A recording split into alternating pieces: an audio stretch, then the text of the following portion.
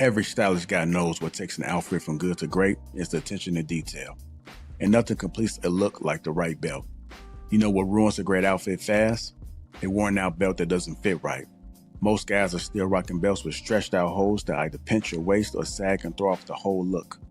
That's why I'm excited to partner with today's sponsor, Anson Belt & Buckle. This family-run company has been around since 2009 and they've completely reimagined how belts should work. Instead of holes, Anson Belt uses a micro-adjustable track system with quarter-inch increments. That means you get the perfect fit every single time. And once you feel that kind of comfort and precision, you'll never want to wear a traditional belt again. The best part, you can mix and match every buckle with any strap.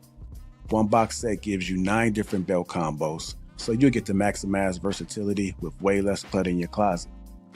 But this isn't just about style, it's about feeling more comfortable, more confident, and more put together every time you get dressed. Anson Belt moves with you, so whether you're sitting, standing, or on the go, you're always comfortable and always looking sharp. I've been wearing mine nonstop, and honestly, it's the best belt I've ever owned. Once you try it, you will see exactly what I mean. You won't go back. And here's why you can trust them. They're still proudly family-owned. They've earned over 40,000 5-star reviews, and every belt is backed by a lifetime guarantee on functionality. They stand behind every product they make, and once you try one, you'll understand why. And because Anson Belt & Buckle is sponsoring today's video, when you click the link in the description or scan this QR code to build a box set, you'll get 2 bonus pieces, a buckle and a strap completely free. That's 3 buckles and 3 straps, which you can mix and match into 9 unique belt combos all in one box. It's an exclusive deal you won't get anywhere else, so click the link, build your set, and upgrade your belt games today.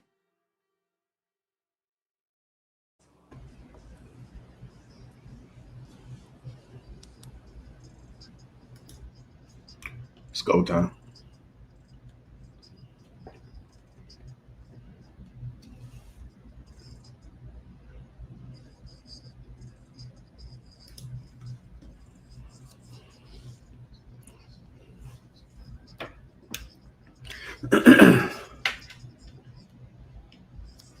What's going on, fam? How you doing? Let me go ahead and introduce the crew. Welcome to King Talk. We got Mr. Trail Smooth, Real Dope. I am Chels, pushing through Shaw, Law, Pink, Willie, me, myself, on Lapeef JR. Welcome to King Talk. What's going on, gentlemen? What's going on? How y'all doing? What's happening? Nothing much, man. Good to see you. That's looking good, Law, Pink. What's happening now? Yeah, know them Bears fans feeling all right right now. Damn, I know that's right. I know it's crazy. Caleb Williams came out the closet all the way. Hey man, we talking about football, man. I ain't got nothing to do with none of that. See, I'm trying to figure this out, man. You keep asking that shit. Are you inquiring about something? What's up, man? Why you keep doing that, though? You too old and too much of a G to take that feminine ass point and try to make it, bro. I'm just trying to figure this out, dog. I'm just trying to figure out why you keep coming at my quarterback like that, man. It's a lot of niggas that be on this panel. I promise you, I'm the last one that you worry about. I promise. Why you keep like Dak ain't crossed over or something? That got a skinny. He got a skinny white girl too, but his skinny white girl don't look like a little boy. Yours does. God damn. Ain't got nothing to do with me. I don't give a shit, man. If he into that shit, that's his business, man. Okay. As long as he win me a Super Bowl, I don't care. Motherfucker, league might be like that. Boy, you'd be lucky if you win 8 games.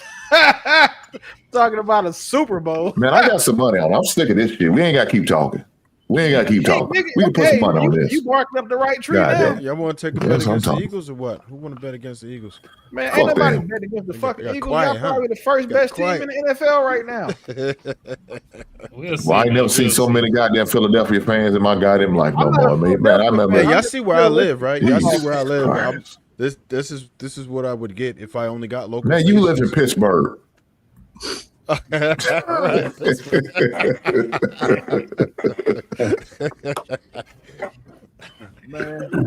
I'm a Cowboys fan. I'm just sick of this shit. God. Oh, never mind, man. Don't say anything else.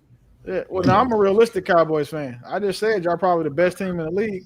So don't tell me not to say nothing else. I'm one of the only motherfuckers that say he a Cowboys fan to tell the truth. We are sick of this shit.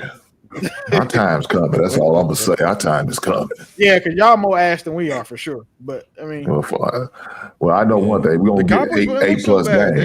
They in the division with you know who. Jerry Jones still alive, bro. The Cowboys are ass.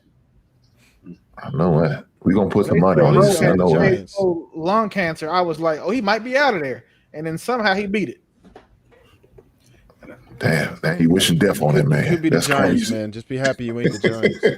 People were saying that about people were saying wasn't that gonna change on our end either until something like that happened. But you know what I'm saying? Rest in peace to the old lady, man. Let's we gonna y'all be still ain't got y'all Super Bowl yet. So yeah, that might not be it just happened. What you mean? This is the first year. What you talking about? Oh, that's right. That lady did die last year. Oh, yeah. Y'all done got a alphabet community quarterback and some dismal receivers. I don't know, man. I think y'all might. Wait, hold up. That's just real for the Bears. They really got one of them quarterbacks. Man, first of all, he never said that. Nobody ever said that. It's Will making some shit up, man. Trev, just go look at him. Like I'm not making anything up. He paints his fingernails. He throws temper tantrums on the field. And if you look at his girlfriend, he looks like a little boy. I'll say this. I would. Hey, Willie, you don't never really say anything out of pocket, but we got you on record a couple He's doing it now. Saying that 33% of men are rainbow. So I don't know. I might have to take that with a grain of salt.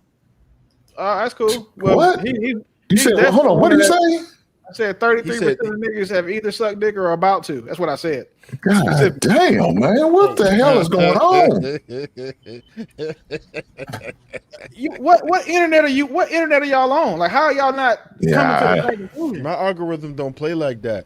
It's not. Yeah, listen, it's not about. Are you talking about these? Are you talking about these young dudes, 25 and younger? These young dudes, 25 and younger. I could probably agree with that shit. He said, "Man, nah, I can't go with that. That goddamn.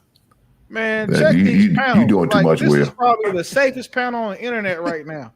Every other panel doing too much, Will. And then a couple other you saying possible. Like it's a space. That's crazy. Jesus Christ. All I know is, man, what Buddy do ain't got nothing to do with me. Just go ahead, get out there and win some games, bro. He gonna give you 8 games. Hey, listen, bro. We couldn't do. You said he wasn't gonna give us that. Now you changing the numbers. I said 8 games. Hey, we couldn't do nothing about Dennis Rodman and his antics. You know what I'm saying? But we got 3 with him. Let's go ahead and you know what I'm saying? Y'all. Dennis Rodman wasn't the quarterback of his team either. He was a role player. Y'all had Michael Jordan too. See, like this is how the arguments. This is how you know the sports arguments just ain't gonna ever be like genuine. Hold on, man. Hold on. First of all, Will, y'all had Michael Sam, and he was an all the way out the close motherfucker. So don't say this shit, man. But what position did Michael Sam play? Right, he was a third string. I don't give a damn what he played. You should don't matter. Quarterback, the face of your team. Yeah, the face of your team paints his fingernails. Face of our team is a coach. This is how y'all know football season is. If the face of your team is a coach, that means y'all really ass. My bad. My fault. Hey. Trev, you heard? Nah, my bad. What you say? I said check the back chat. All right. Keep hating, gentlemen. Keep hating. Welcome to King Talk, man. We got an excellent show ahead for you guys. Let's see what we got in the chat. What's going on, Fish and the Fit? Sharon D-Berry, also a green member. What's going on? Baba Coley, Black Ant 27, Dale Matthews, Sir Nick 96, Official Mama G. What's going on? Bruises in the house. Dory G, how you doing? Welcome, Erica. What's going on, man? David Pearson, how you doing? We also got Julie in the house. Welcome. As you guys come in, hit the like button. What's going on, David? Smooth King said, what up? As you guys come in, hit the like button. The likes are free. That's all I'm asking for. If you are catching this on the replay, make sure you do me a favor, hit that like button as well. Shout out to the sponsor, Anson Belt & Company. That link is in the description. And lastly, let's make sure we support everybody on the panel as well. Everybody got some great things going on. So check them out. Look into their IG. Click the links in the bio. see what they got going on as well. Tonight, we're going to be talking about how tribalism is tearing America apart and no one's talking. So that's what we're going to be discussing tonight. Trying to look something different tonight, see if we can have some more mature conversations here. See if we can go somewhere with y'all. Y'all up for it? Y'all good? Yes, sir. Yes, sir. I'm going to go ahead and run this clip first, and then I have a couple questions for you guys. Again, hit that like button. Here we go. Is a deeply embedded human behavior. Historically, Europeans have taken advantage of those who embrace strangers with open arms. They look at it as a sign of weakness, naivety. They take advantage of them. When Columbus first encountered the indigenous people in America, because of how generous and welcoming they were, he said these people would make perfect slaves. Servants. Yeah. This is why the coon is so appealing to white people, right? Because they're always the last to know they're being taken advantage of. They're always the last to know they're being used. And they recognize it immediately, right? Like, I'm pretty sure they'll say, in these spaces, somebody like a Lawrence Taylor comes around and, who cares if Trump trotted out Lawrence Taylor? That nigga used to smoke crack. And he's a pedophile. He's a fucking pedophile. Fuck Lawrence Taylor. like what? Nigga, fuck you, fuck the blind side. Nigga. Yeah. Shout out to Michael Orr. White people, Europeans have a sociopathic code of conduct. Mm-hmm. So being used by them means nothing to them. A token gets spent, right? They'll use you for whatever you need to be used for, and you think that it's grace and it's favor. You think that it's assimilation. And once they've gotten all they can get out of you, they'll discard you and push you out to the side. They'll show you how they really feel about you. But it's tribalism, right? They're all groups participate in some form of tribalism. We see this in the hood. Mm-hmm. I'm from this neighborhood. Fuck them niggas over there. You know what I'm saying? Woody woo woo. We see it with sports teams. Yeah. Oakland Raiders versus whoever. Mm-hmm. You know what I'm saying? We Raiders fans over here. You know what I'm saying? We Bills fans over here. And it gets to a point where some people take it so serious where they'll fight about the shit. Yeah. Even if they have no stake or advantage in it. You spent $80 on a jersey to fight another nigga who spent $80 on a jersey with another nigga name on the back of it. Nasty work. It's nasty work. But it's tribalism. It's a deeply embedded human behavior. And it's become more of a embedded human behavior with the rise of tribal politics, the right versus the left.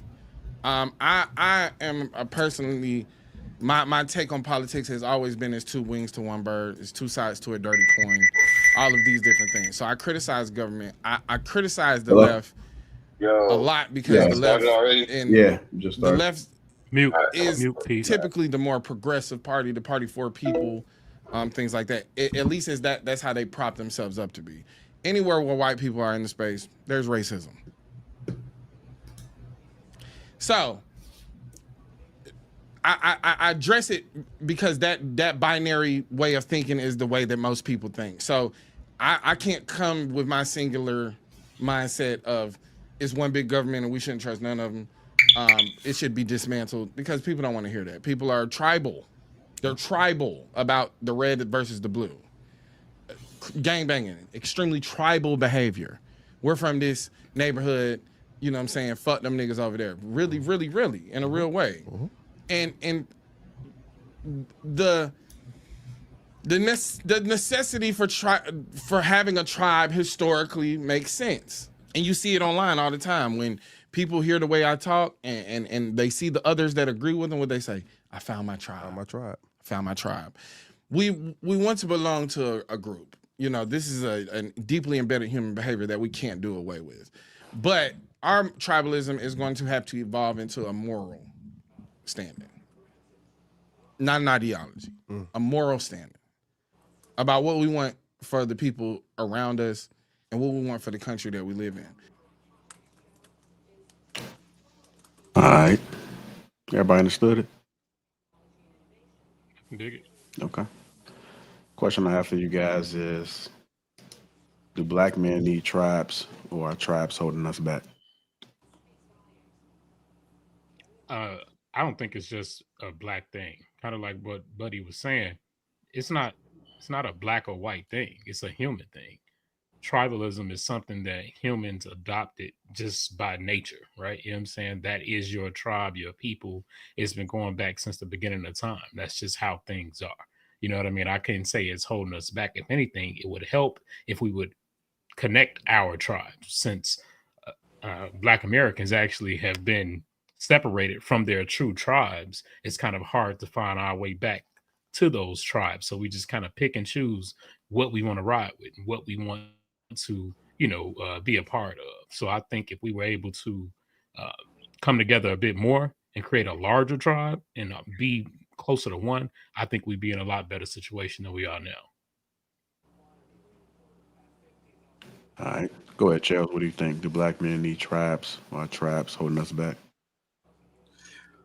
Um, I think black men could use tribes and it could be beneficial, but I think the demographic of black men just isn't enough because black men aren't a monolith, right? So you have black men that are Democrat, you have black men that are Republican, you have black men that are rainbow, you got black men that are straight. It's so many different characteristics to an individual. So what I think will be best, to me, there's power in economics. So if the black men who are in business and in economics began to tribe together, put their heads together, pause, their minds together, their business acumen together, then you could actually see movement.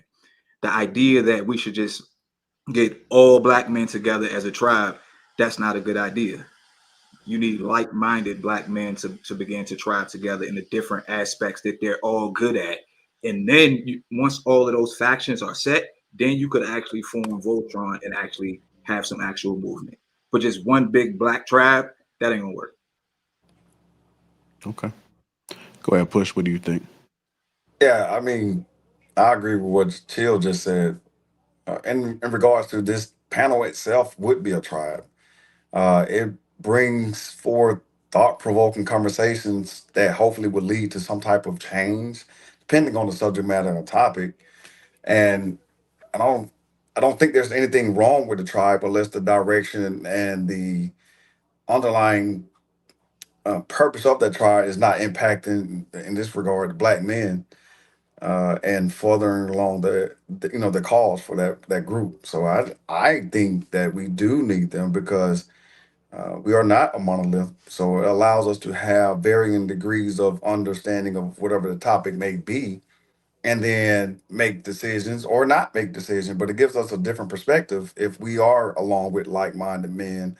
And like-minded doesn't mean we have to agree with one another. We just see that there's a change or a direction that's needed. So in your tribal people, again, this panel, for example, you can have those discussions that lead to change in some capacity. So I think we should. And it's not holding us back, it's furthering what we're discussing. All right. Go ahead, Willie. What do you think? That tribalism isn't the disease, it's the immune system. And without it, our country wouldn't survive. All right. Go ahead, Hank. Yeah, I think it could work tribalism, but like I think someone said it might have been chilled. You have to have like-minded people who's on board on and trying to do some things, and not just trying to bullshit and scam and get over on motherfuckers. So that's my thought on it. Go ahead, Trev. All right. Yeah, Chill's kind of touched on this part of the subject. It is a healthy way of having tribalism. I think it all boils down to leadership, to be honest.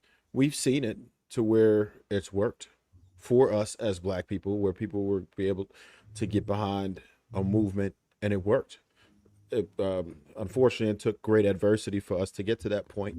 I don't know if it's going to take that again for us to be able to galvanize once again, but I think that the leadership really counts. If we can find things that we have in common, which there are many issues that we have in common, it's just that we have everyone as individuals think that we all have the answers. We all pretty much want the same thing. I think that most of our goals are similar. We want success. We want black families to get back together. We want to see our children in great schools and have a great future. But we have very different ideas on how to get there. And there, a lot of times when you see a leader, they get him up out of here. So a lot of people are scared now to even be that leader. Do you want to put yourself out there and be that martyr? Do you want to be sacrificed in order to be a leader? So it's scary when you think about that. I think at least on a smaller level we can accomplish it. I do that. I think a lot of gentlemen on the panel do that, where we will it could be something simple as a mastermind or us just getting together to do certain things. It doesn't always have to be something negative. If you look at the most successful groups, even those that are considered to be untouchable, they're absolutely tribal. So it's a model that we know works. It's just about us making it effective for our own agenda. All right. Go ahead, real dope. Do black men need tribes, or are tribes holding us back? Can't hear you, just so you know. All right. I'm going to come back to you. Go ahead, Terry. I kind of came in on the tail end of the conversation, but my off the top answer to this is that we do need tribes. I think one of the biggest challenges of making progress is the assumption that because I'm the same skin color as somebody, that we think the same, that we should vote the same, that we gonna react to certain, that we want the same things. So I think like-minded people need to create tribes. And it can't just be this thought that like because somebody is the same race as me that we on the same page. I think that that's holding us back a lot. And when you look at the people in power, they tribal as well. You know what I'm saying? You got the Irish, the Italians, all of that. Like they come together against us, but at the same time they still tribal amongst themselves with the Jews, all of that. So I definitely think we need tribes. All right, go ahead, dope. Let's try it. No, we can't hear you. I'll come back to you. Go ahead, M. White. Do black men need tribes, or are tribes holding us back? Does this include black women in this tribe that you creating? That you saying? I just the question was black men. Do black men need tribes? So I mean, it's up to you. However you want to explain. If you're including black women, yeah, absolutely. I think that not having a tribe is done. Like everybody else mobbed up. Why would you not mob up? Like you can't get nowhere working against a system or a group. Right? Yeah, you trying to be a complete individual. So absolutely, it'd be dumb not to. Like he said in the video, when Columbus came, should have been had a tribal meeting and got with the business. When people come into your vicinity and they mean you no harm, we need to stop turning the other cheek and being friendly about that shit. We too welcoming other people. And I know it seemed like a great thing that we so nice and so, man, I'm to the point. You show me who you are, I believe you, and I want you gone. That's how I feel about this shit. Can you hear me? Yeah. Hey Terry, do me a favor, check that back chat. That's the reference point. Like I do got another question, so if you haven't seen the clip, check the back chat. Go ahead, real dope. For me, I absolutely believe in I believe that tribes and just people getting together is an innately human trait. So it's no way you can actually, it's no way to stop against it, from humans from being communal and getting together. However, my take is a little bit different than most black people. I don't believe in the kumbaya, all black people stuff, like like a lot of black people grow up believing in, for reasons that you guys already stated, that we're not all the same. Like I don't actually believe that we have a black community, because I think in order to have a community, you guys need a set group of values that you all pretty much have, or for the vast majority of you guys. And I don't think that we actually have that. I think we have entertainment and stuff like that, but I don't believe that we all have the same values. So I don't necessarily believe in that. But I do believe that you should get together with like-minded people, and y'all should build a community that way. And you should build a tribe that way. Get together with people who see raising children the same way, who see relationships similarly, who see conflict, problem solving similarly. I believe in that. So I got a question for you. Who does have a community, and what does that look like? Okay, so I think and I can only give you my perspective. I could be completely wrong. I can only tell you what I see. I think a lot of different groups of Asians have communities. And one of the things that I think about is like, okay, as far as business is concerned, they have a blueprint, a roadmap that, and I don't know how it happens or how it started, but if I go in a Chinese store in Philadelphia, the floor, the pictures up top, the glass that separates us between the Chinese people, and I go on one in Chicago, I think it's gonna look exactly the same. I don't know how, but it just seems that they have a blueprint for where they go about things. A lot of people believe that Chinese people keep their money, they have cash. They keep it inside of the stores. I don't know if they still do that or not, but when I think about, of course we all have commonalities between Black people. Like, we all do a lot of similar things, but when it comes to business, when it comes to our families, do we have a set structure of how we operate? I think a lot of different groups of Asians, at least from the stereotypes that we kind of give them from what we know, will say, oh, this is what an Asian person will grow up and that'll be their profession. They want their kids to grow up and do these things, and they actually do. So I don't know. That's just kind of like where I am with it. All right. Well, the only thing I would challenge in that is, I think I could be wrong. You can correct me on this. Are you assigning business acumen and acquisition of money to community? Is that the thing you're drawing a circle around? Like they're able to get this money, so they're a community because they're able to enrich themselves this way? No, so it's not about money. It's more about just a blueprint of how you see life. And business is just one category that I'm privy to, that I think I'm privy to as far as Asians concerned. I can be completely wrong, like I said, but from outside looking in, that's what I see. So do most Black people shame other people when they are not on code? I think we disagree about code. Whether you agree or disagree, do most Black people shame other Black people when they feel they're not on code? Do they shame other Black people when they feel they're not on code? I think I would say so, yeah. Wouldn't that be a shared value system or customs? No, because I don't think that we agree on the same code. For example, it's a lot of, like, I think you're one of those, I don't know if you are, but it's a lot of guys who believe that you don't hit women under any circumstance. Then you got other guys who are like, no, depending on what a woman does, you can put your hands on her, you can defend yourself. But I know what I was taught, to never put my hands on a woman under any circumstance. And I think a lot of Black brothers have been taught that, but I don't believe in that. When my mom tried to teach me, I didn't adopt it. But I think most Black men grew up with that mindset, or at least half of them. Can I jump in? So wouldn't that hold on, I'll finish on this point, then you can get up there. I think what you just described was an example of a code, but you bucking that code. Yeah, I think so. A community would exist per your definition and guidelines. You just stepped out of it with your ideology. Yeah, so I guess what I was trying to say is, like, a lot of us don't believe in it, but half of us maybe do. I don't know, but I know some of us believe in it, some of us don't. So you can try to check me on that. Like, a lot of men will be like, "Yo, don't ever put your hands on a woman," and you'll try to check me on it. I'll be like, "Nigga, I don't, like, what? Nigga, I ain't grow up how you grew up. Like, I don't believe in the stuff your parents sent you out in the world to believe. I don't believe in that."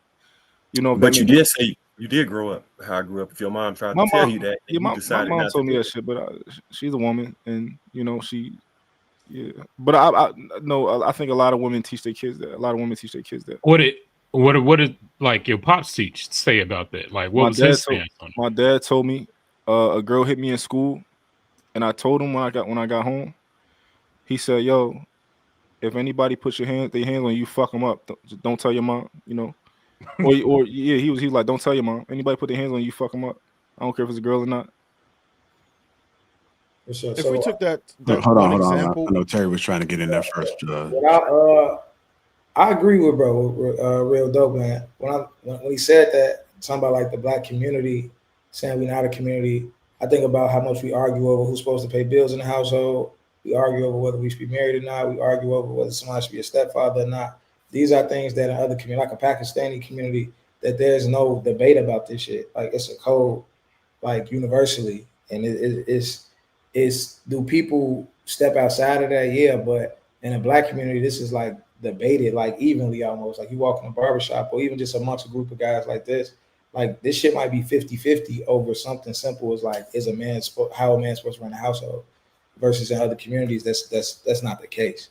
You know what I'm saying? So I would definitely agree with him on that.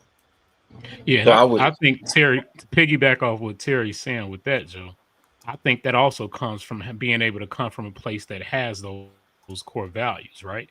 As black people, as I said earlier, we are fractured. So we don't come from the same value systems, right? We all kind of have our own different code of conduct within our own circles or how we were brought up. Whereas, let's say a Pakistani family, it's pretty strict. It ain't no ways bending that. You know what I'm saying? Those are the same families that will like if the daughter shames the family name, the father could unalive her. You know what I'm saying? They get that detrimental with some of their values, and that's just not something us as Black Americans really have, right? You know what I'm saying? We kind of got to a place where we make it up as we go along and go with what works for us. We don't have those same traditional values coming from the old land and so on that some of these other cultures, I would say, have. All right. Yeah, So but the example that y'all use though is based off religion. So we can't even be on code about that. You got Baptist, you got Catholic, you got Muslim, you got Israel, but you talk about they base all that shit off of religion. How you going to enforce that code if your own people don't believe in any goddamn thing? They stand on nothing. So you're not gonna be able to force no goddamn code. Yeah, so I guess I got 3 points. So to Terry, I would say, what was it? The point you made was about other communities not doing something, right? So we're in a what they call a Black manosphere surrounding area, right? Because it's men complaining about the 50-50 and fighting back against women, right? Is that a fair assessment, Terry? You know what preceded this so-called Black manosphere? What was it? The white manosphere. Okay. So that kind of refutes that. To who is next? Law. Your point was about.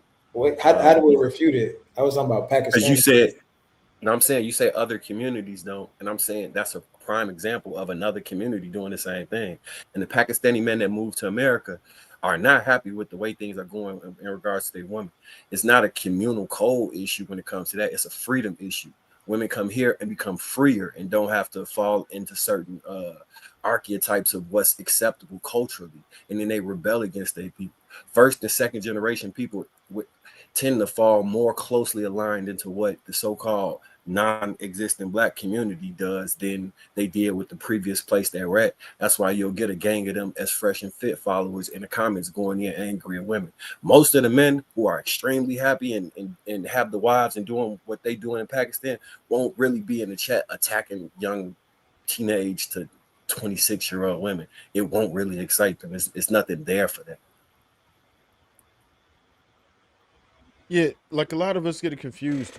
We're talking about Western civilization, right? If we went back down to where we initially came from, our ancestry, from like West Africa, like each country is pretty much going to have a code. It's not absolute, but it's pretty universal. This is an experiment. We like it was said earlier. I think Laura said it. Maybe we're fractured, so we can't be expected to have the same type of exact culture as that is.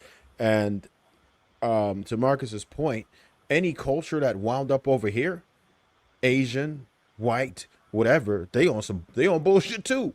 They don't have any solid ground as to how they operate. Anybody who's been westernized, full of shit now. They all over the place too. I know I witnessed many of them who have different types of religions too. They're not bound by religion. They're not bound by culture. They're not bound by principle or anything. They have their own arguments. They have their own fights. They have their own gripes. They do the same thing. It's no different than anybody else who was captured or came over here or whatever into this experiment. We all out of order. Trev, I would argue that a lot of those cultures are influenced by our culture. I think that the When you say our culture, just to be clear. so when you said when people come over to America and they start to kind of, unravel a little bit, I do think a lot of those people are influenced by us. Because it is very attractive to do things illegitimately like we do it. Like it's fun. It's fun. To do things the way that we do it, do things, not the right way, wear your hat backwards, turn it around, pull your pants down, don't pull them up, don't put a belt on. Like that aspect of our culture is so contagious. That and that's why you might hear a lot of people say, "Oh, y'all want to be black, but y'all don't want the problems," or something like that. But that part is so contagious. If that makes sense, I don't even know if I'm making sense. To be clear, you're saying that all the degeneracy and everything that's out of order is based on our influence.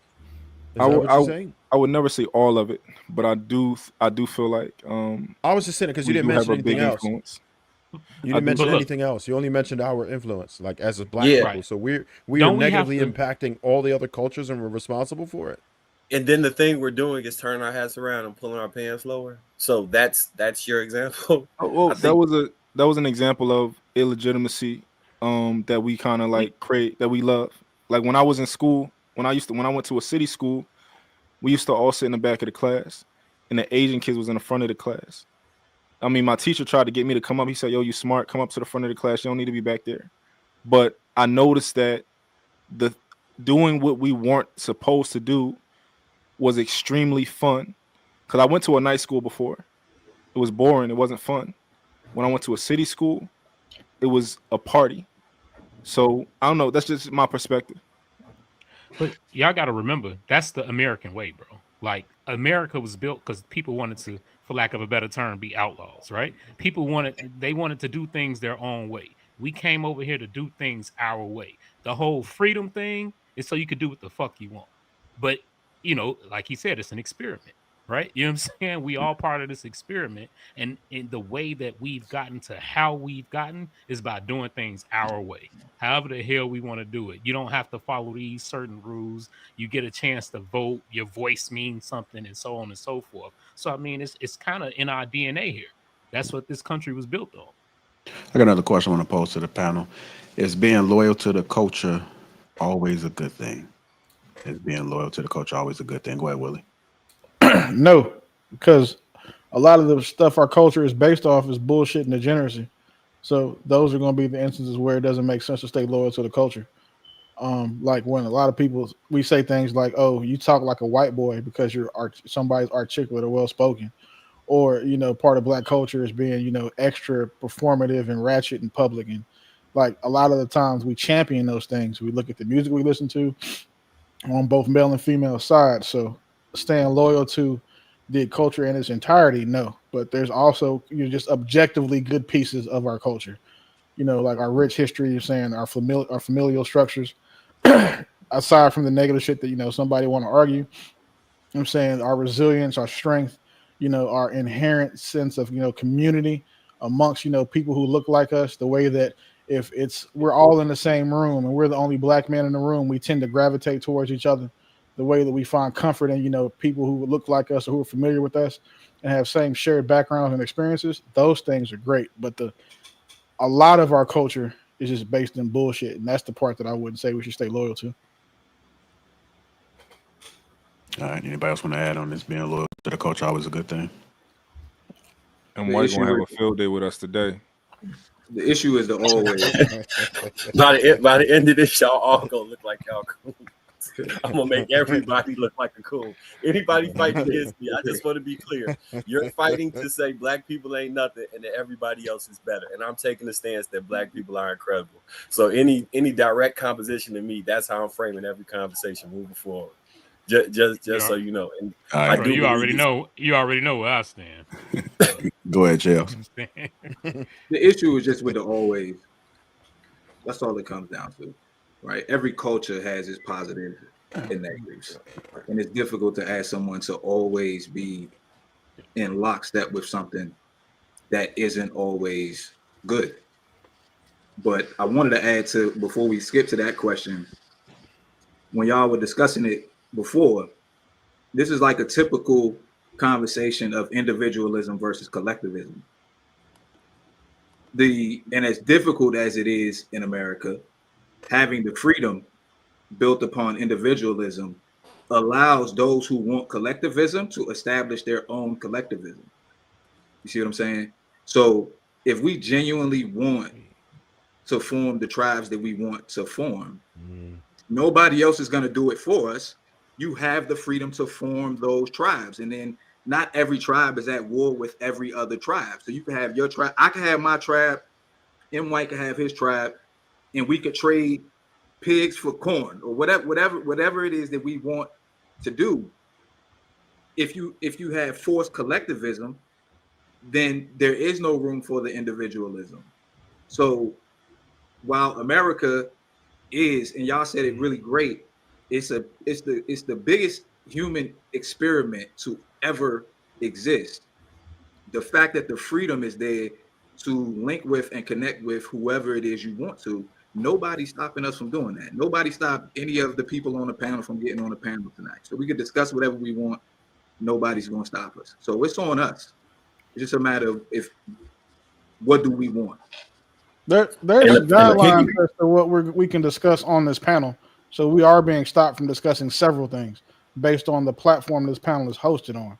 So yeah, but what I'm saying is like we could all exchange numbers and jump on a private Zoom. No, that's what I'm saying. Like, yeah, we're on a public platform, so we're subject to the rules and regulations of that platform. But no one is stopping me from calling you on the phone when we get off and being like, "Yo, what you think about this or what you think about that?" That I agree with. We can't. That's not what was said though. That's why I was saying like you can't. There's a multitude of things we can't talk about on this platform. If we start talking about with the FBA stuff too heavy, it'll be a problem. If we talk about women being, Donkey Kong across their head, that'll be a problem. Like there's a lot of things we can't talk about in public spaces or on public platforms or even in some private or seemingly private spaces that can still become problematic. Yeah, I don't give you pushback on that. This censorship is real, right? And the freedom of speech has been under attack, especially in the social media sphere. My simple point was that with the technology that we have, we wanted to go offline to have the conversations. We can still go offline to have the conversations. And so that still means it's on us. Now we might have to say, okay, when we jump on here, we can't talk about this because they're going to kill the channel. Right. But we can still have a conversation. So it still comes back to us because of the freedom that's there. Understood. I piggyback that one step further and say, with all of this freedom, we already are doing that. And our reality is like, I think it's a Black community. I think I engage in the Black community. I live in the Black community. I be around the Black community. I enjoy the Black community. If you don't feel that exists, my question is, did you choose that? It exists. When you say did you choose that, anybody that feel the Black community don't exist, did you choose to not be a part of the Black community and then feel it doesn't exist because you no longer? So if you move to an area that's only white people and you only see white people in your day-to-day life, it would be easy for you to say there's no Black community because you're not around anybody that's in community. Community is commune. You're around others of the same ilk or likeness. If you've moved away from that, then I will understand why you would say there is no Black community. But then my question would be, if you wanted to, is there a Black community you could move to? And if it does, then that seems to me to be a choice to not live around Black people, to not be around Black people, to not hang around, to not work with, to not be in business with, to not marry with, to not have your kids raised around. It seems like if the adverse exists, then the inverse exists. I think we're having two different conversations. When me and bro was talking about a Black community, we was talking about more so. We're not saying that Black neighborhoods don't exist. I grew up in Roseland on the south side. You know what I'm saying? I'm in Auburn Gresham right now. Like I'm always around Black people. I teach at Black schools. I do therapy at Black schools. All of that, right? The thing is, we talking about structure. We talking about traditions. We talking about things that should be laid out. And I was never saying that other communities do it great. I'm saying that we don't, and that's all I'm saying. I ain't even trying to compare the shit to like other American cultures. But at the end of the day, like there's a lot of basic traditions that we struggle with. There's a lot of basic things that we should have down packed that we don't. That's all we saying. We're not saying that like there's no such thing as a black neighborhood or no shit like that. And I want to add on top of that. So I think a lot of us end up being displaced because we don't want to participate in the degeneracy, right?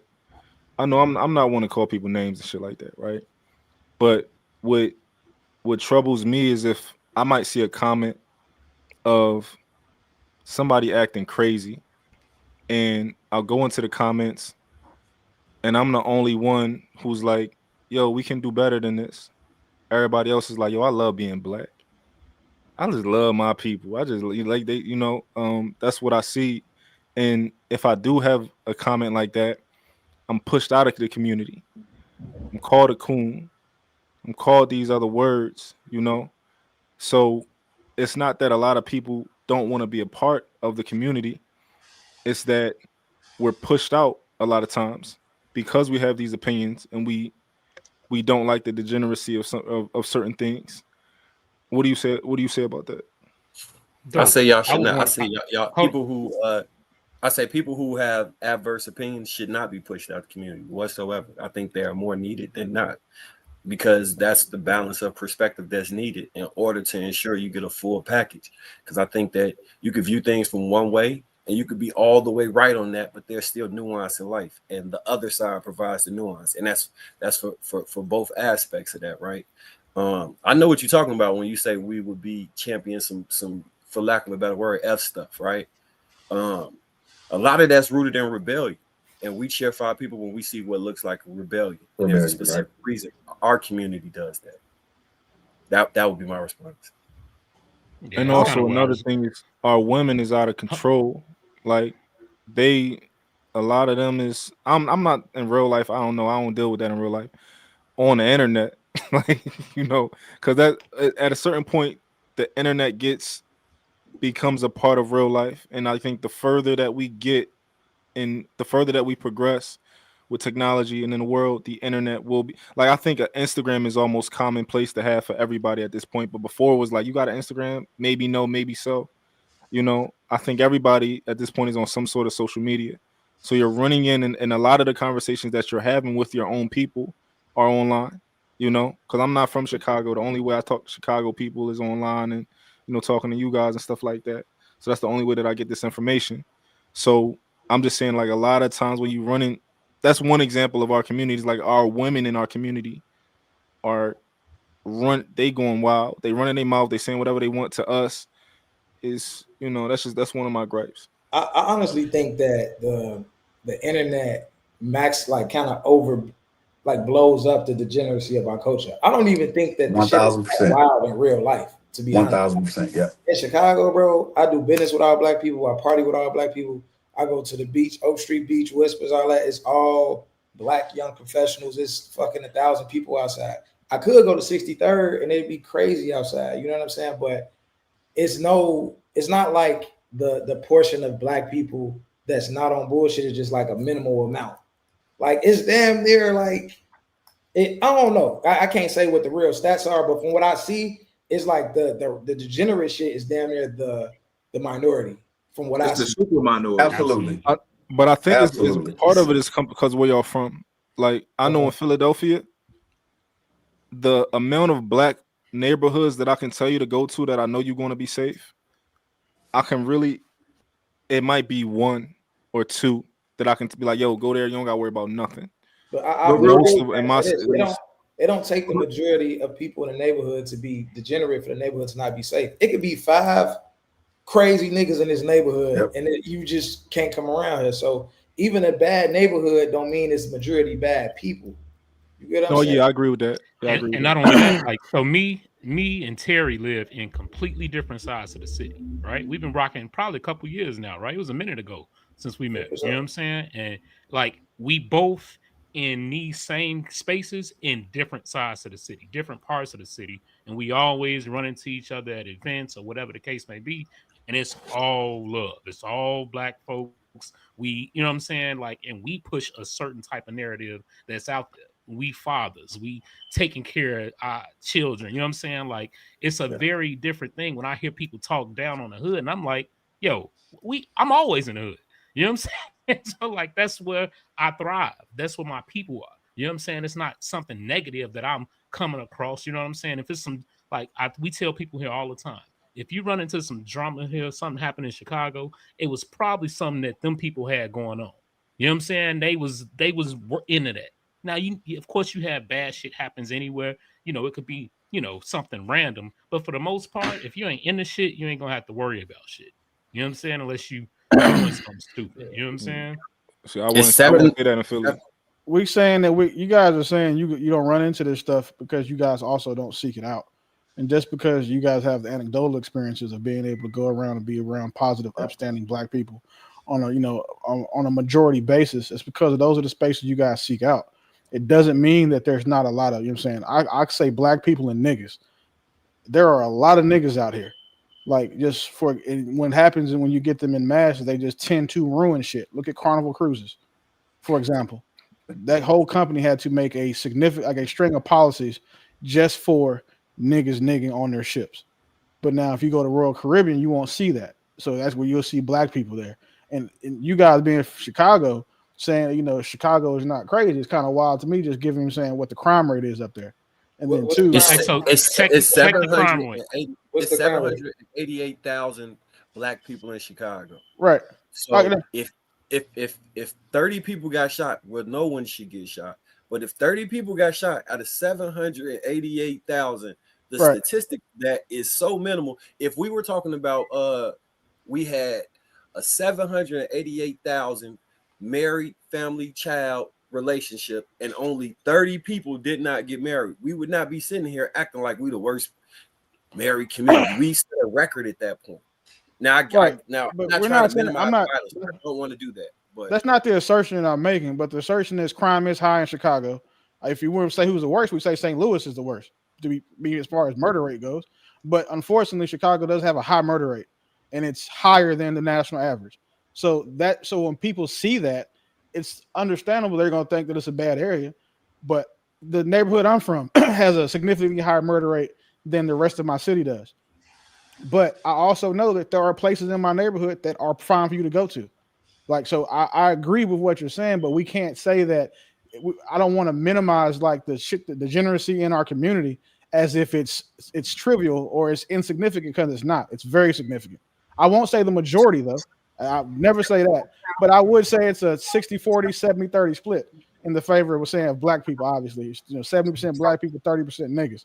But I'm not going to sit here and say that it's like 5 or 1% either. Yeah, you know how y'all. You know how y'all. I'm sorry. Go ahead, White.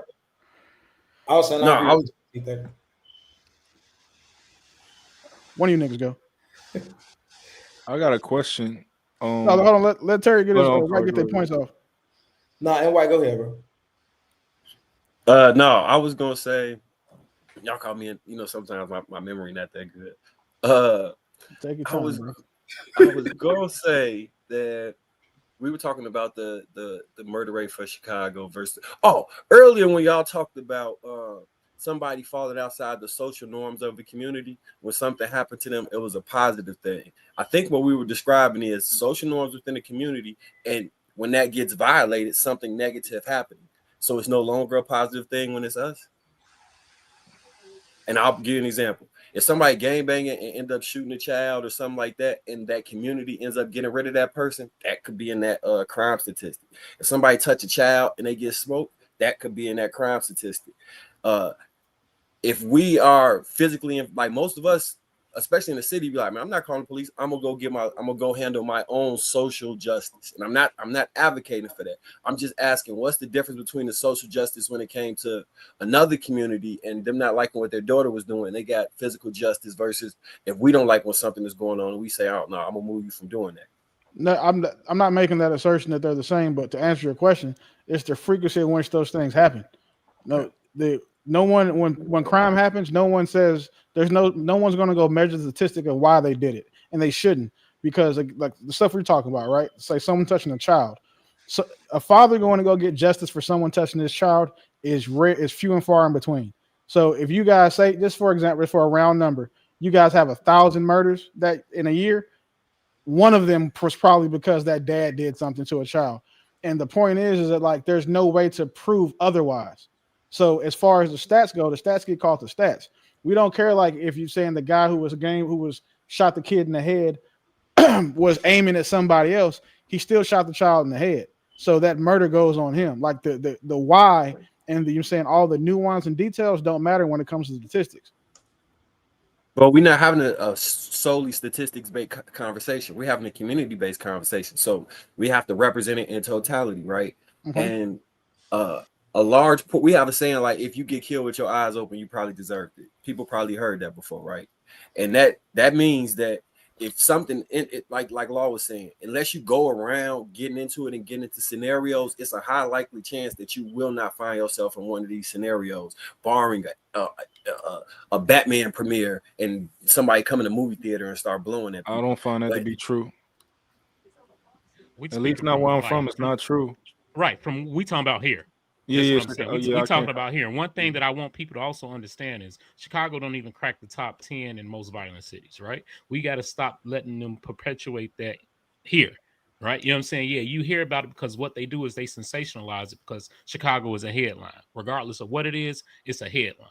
Is it the safest place in the United States? No, but it damn sure is barely cracking the top 20. So we need to keep that in perspective when we start dropping these stats online and people listening to it, because when we do that, we perpetuating the BS. You know what I'm saying? Like, we telling you being here in these spaces, not only going to places with upstanding Black people, but curating these places, creating these events for people to come out to and be a part of and to enjoy each other's company and to build together. That's what we do here. You know what I'm saying? And that's what we see here. So we gotta do a better job of spreading that and letting people know it. Hey, White, let me ask you a question then, White. Y'all talk about when you go to places and create these events and safe spaces. You know what else I know all three of you niggas can do? Go into the hood where it's not safe and still be good. Yeah. Am I wrong? I be around niggas a lot. A whole lot. Yeah. So that's like, not Black people, but what y'all call niggas. Exactly, right? So we all hang around. We all have niggas we can hang around with. We all go into those dangerous places and spaces and survive and thrive because we know how to conduct ourselves. The problem is that we know because we are subjected to and experienced it and raised in it. We're the minority in this case. The majority of people don't. So when, again, out-of-towners or civilians, niggas not in the game, when civilians get caught in the middle of our shit, that's what actually highlights the situation in Chicago. People not really, like, people don't, like, what's that rapper y'all had, Duck, when he got killed, where he got killed was the big deal. It wasn't that he got killed on his block. It's where he got killed where it's supposed to be safe.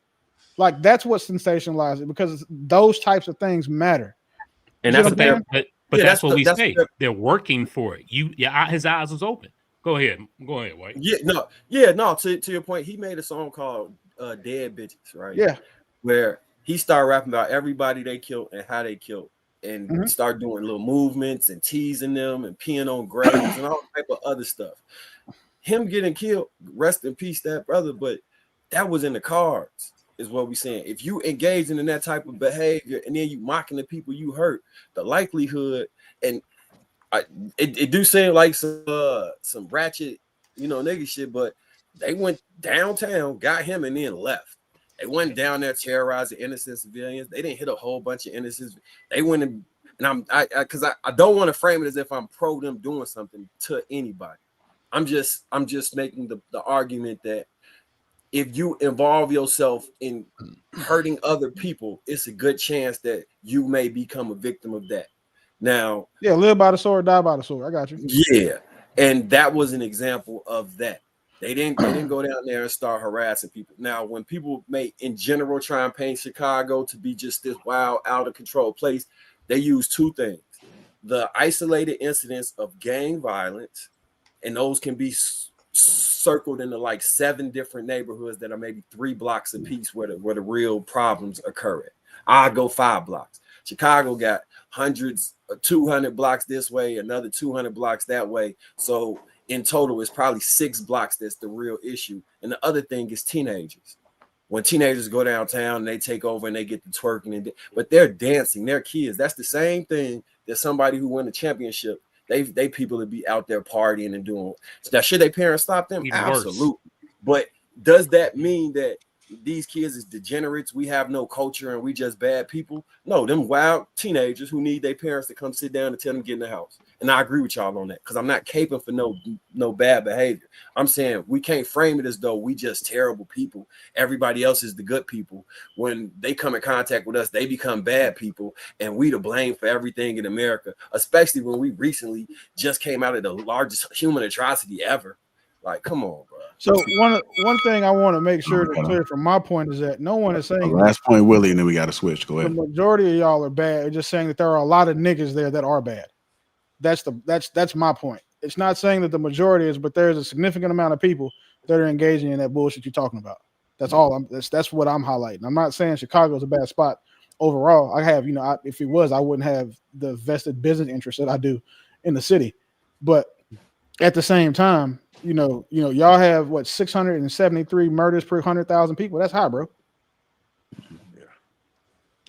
Like, you said how many? What's the number? 673 for that's the numbers we had last year.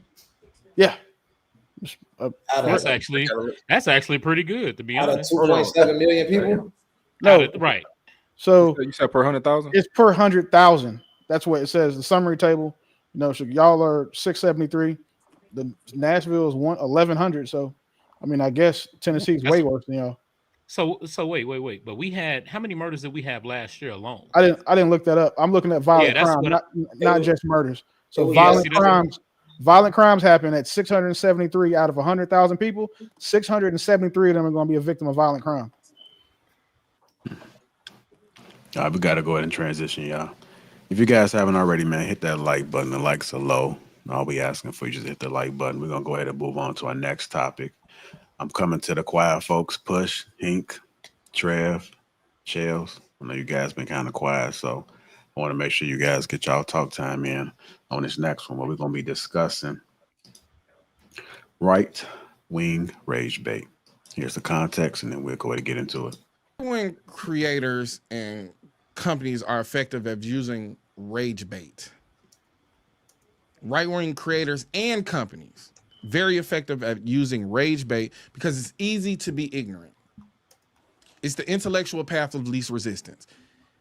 I don't necessarily need to appeal to those who will oppose this view. So Dunkin' Donuts, America runs on Dunkin', and then they start talking about genes, genetics. I got this tan from genetics. That has nothing to do with coffee. It's a dog whistle, but who's doing the reports? If the demographic that brings me the most money is also the demographic that aligns with MAGA, I appeal to them. So if I lose 15% of my business, but I gain a staunch support from these 75 to 85% of people who double down, now we only drink Dunkin', it's a W. And the people that are against it, the people who are going to create content around it, are going to effectively spread my brand and my message more. It's rage bait. So, did you see the new Dunkin' Donuts ad? Dunkin' Donuts said this. Dunkin' Donuts said that. Dunkin' Donuts said this. Dunkin' Donuts did that. American Eagle did this. Sydney Sweeney said that. American Eagle, Sydney Sweeney. American Eagle, Sydney Sweeney. Dunkin' Donuts, American Eagle, Sydney Sweeney. Sold. It's rage bait. It's a repost. It's a stitch. It's engagement. They use it. They gives people on the left something to talk about. Always playing defense on the left. Always reactionary. Nothing proactive. And it's because it's easy to be ignorant. It's the path of least resistance, right? When you're an anti-intellectual, the easiest way to piss off intelligent people is to align yourself with groups that have been smited historically or take an opposing view on things that are objectively true. So, how do you piss off intelligent people? Align yourself with Nazis. They've been smited historically. We know what they did. They participated in a genocide. Their leader is deemed the most evil person of all time. Now, he ain't got nothing on King Leopold. 20 million Africans. What's that country? What's the Congo? We know the Congo. What's the place that's famous for chocolate? Belgium. Belgium chocolate. Ain't no fucking cocoa trees in Belgium. None. So these people will align themselves with people the groups that have been smited historically. Being a neo-Nazi is a powerful thing. It's a freedom of speech to them, right? Right-wingers, red hat wearers, staunch Republicans, racists, they think that being a contrarian is being a free thinker. But it takes intelligence, it takes research, it takes empathy in order to evolve as a human being. You need information.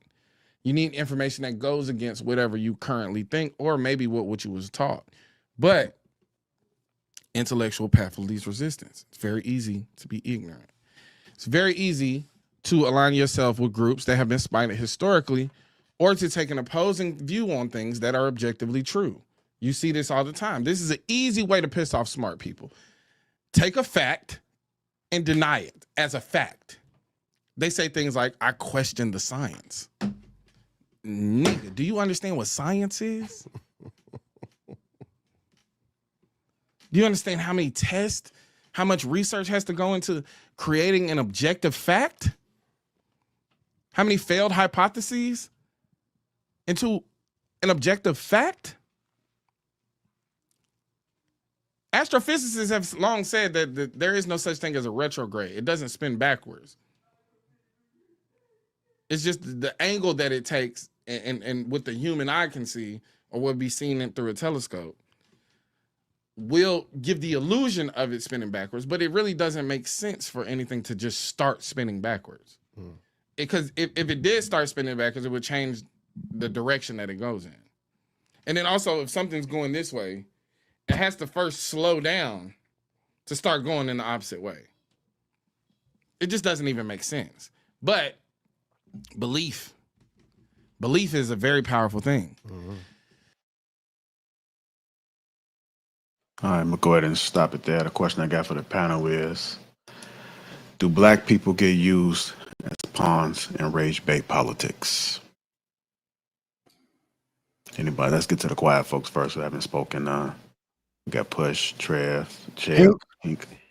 Yeah, I'll jump in real quick. I do think we oftentimes are used by whatever rage bait is presented to us, because it does feel like you're marginalized when the fact is no longer the fact. I was talking to somebody the other day, and just with some of the history changes in the book, in school books, where they had slaves now being called indentured servants. Like, we didn't choose that, but it is being taught to a lot of kids, and then that creates rage. And he made a point about Sydney Sweeney with American Eagle, to where I was looking at earlier as he was walking through that, about her having great genes, meaning that being a white American, a Caucasian, that she has great genes, and that created an entire social media storm. But it generated the company over $400 million, pushing them above $2 billion, just by saying that this white, skinny, blue-eyed, blonde woman has great genes. And then it kind of focused on, well, those are the only great genes. And so as a social media follower, many women of color, people of color, didn't agree with it, which I don't either. And I found myself caught up in that. But at the end of the day, they generated the buzz they wanted for their company. It worked. And a lot of times we are caught up in that. And then at the end of the day, we feel as if the rage and the misinformation oftentimes creates a large or a greater divide for us marginally, because it seems like we're going unheard and unseen, and shit is just being changed just because somebody says that it is now the Gulf of America and not Gulf of Mexico, just because they want to change whatever the nomenclature is for whatever it is. So I do think we get caught up in it a lot. All right. Trev. So I think that most people understand that any publicity is good publicity. Absolutely. And we are constantly rage baited into different things. We've seen it happen in politics. In my opinion, particularly the left has tried to do this unsuccessfully over the last couple years to just infuriate you. Most people understand what they want you to do. Everything can be an advertisement now, and social media is now, people try to leverage it, and it's usually for advertisement. And the main thing that you have to understand is you need to figure out how to compel someone. And the easiest way to compel someone is through fear, through rage, and other negative feelings like that. That's when we respond. So once they get a response for us, and like bro mentioned in the video, a repost, a stitch, or whatever, that is how you get it to work.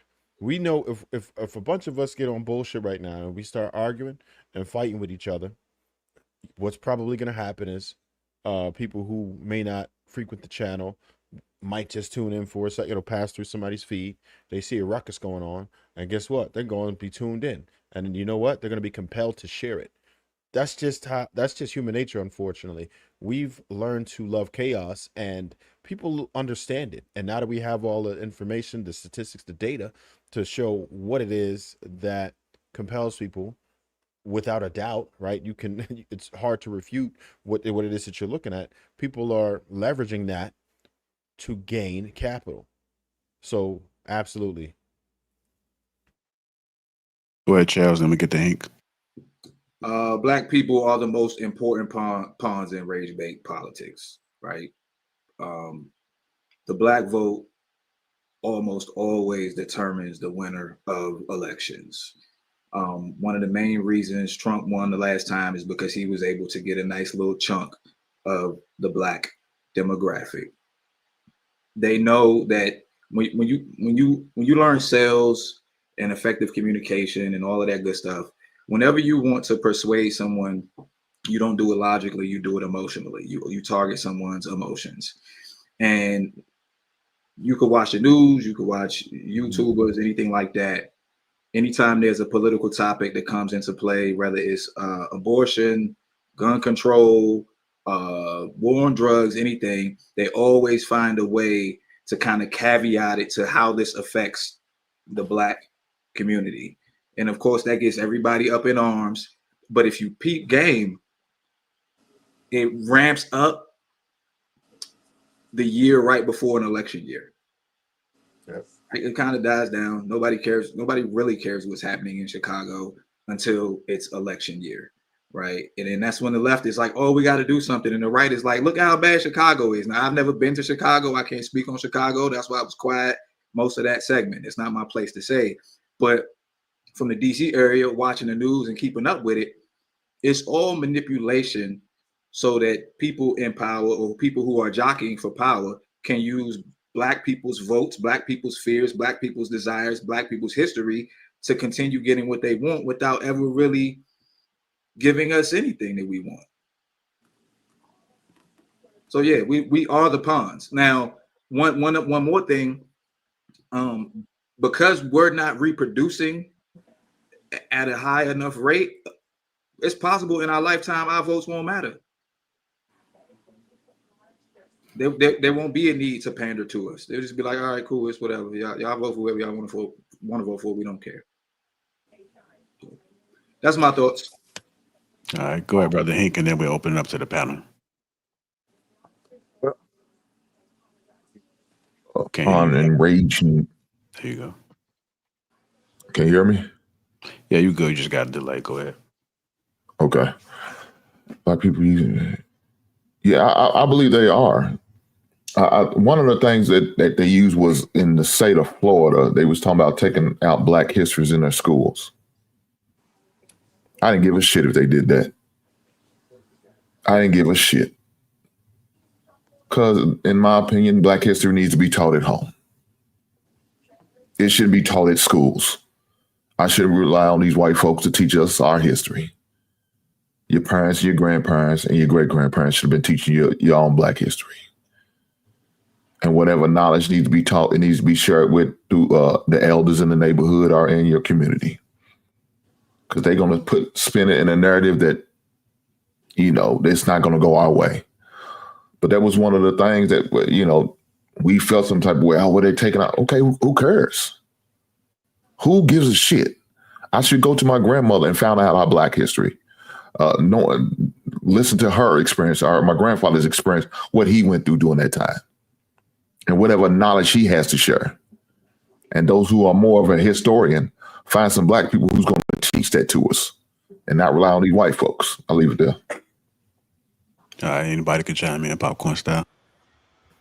I'll throw some in. It might be a little bit of a tangent, but it's just kind of adding on to what Hank just said. I do think Black history should definitely be taught at the crib. I also think history in general, the way it's taught at school, could be harmful, even the way it's taught to white kids. It's this sundown town in Illinois. It's called Anna. It's ANNA. It stands for Ain't No Niggas Allowed. It's right by the college I went to. They assigned me to student teacher at that school when I was in college. I don't know why, but I had to go out there and shit. The principal, like, you're gonna be like the first Black person most of these kids ever saw in real life. Like, Black people don't come here when you leave the school. Don't stop at the gas station, stop at the store, just go straight back to Carbondale. We're gonna try to get you switched out as soon as possible, type shit. I had to go sit in on a history class that one of my classmates from SIU was teaching the kids. It was a 6th grade history class about the Middle Passage. The shit was the craziest shit in the world. So it's all white kids in a racist town. And the way the story read was like, the Europeans stole the Africans, transatlantic slave trade, boom, boom. He told the whole story. At the end of the shit, the white kid raised his hand. He dead ass was like, I know what happened to the Africans. He turned around and looked at me. Then he asked the teacher, what happened to the Europeans? Because the book not telling him that he got shit to do with this. So he like, shit, I'm an American. What happened to the Europeans that did that to the Africans? So he don't even, in his mind, not making that connection. A Black person talking about slavery and be like, bro, when he get older, he gonna hear a Black person talk about slavery. Like, bro, that don't got shit to do with me. The Europeans did that to y'all. You get what I'm saying? So like, the way history get taught in schools is super important, regardless of like what race that shit getting taught to, because it's gonna affect how. Because this white kid might end up being a fucking lawyer, somebody working in the government. Ain't no telling who the fuck this white kid gonna be one day. And his perception of the world is completely fucked up. You know what I'm saying? So that shit gets scary the way they playing with them schools and history for real. But I do agree with Hank as far as like what we need to do. But that shit just gets scary with that history in schools. I just be seeing that shit firsthand. I agree with Hank and Terry. I agree with both of y'all. Like, it's aspects of the history that the school ain't gonna be able to tell because they might not know it to the point earlier, or it's too traumatic for them to even speak on, and they don't want to go into detail because, to Terry's point, those people try and distance themselves from any negativity, no matter how true it is, because propaganda matters. They want to see themselves as righteous, upright, morally sufficient people, and they don't want their kids to walk around with guilt and shame based off what they've done, which is why it's crazy to me that the people who ain't enslaved nobody, who ain't redline nobody, would try and instill negative traits on our kids. That's really what I'm sitting here. If a kid was to tune into the show and say, "Oh, I'm a Black American. What about my people?" "Oh, you ain't nothing. Your culture ain't nothing. You violate and pollute the rest of the world." And we ain't put nobody in slavery. We ain't hung nobody. We ain't lynched nobody. We ain't done none of the things in history when they talk about themselves. But we sitting here talking about we put our hat to the back and turn our pants down, so we the bad guys. That's crazy to me personally.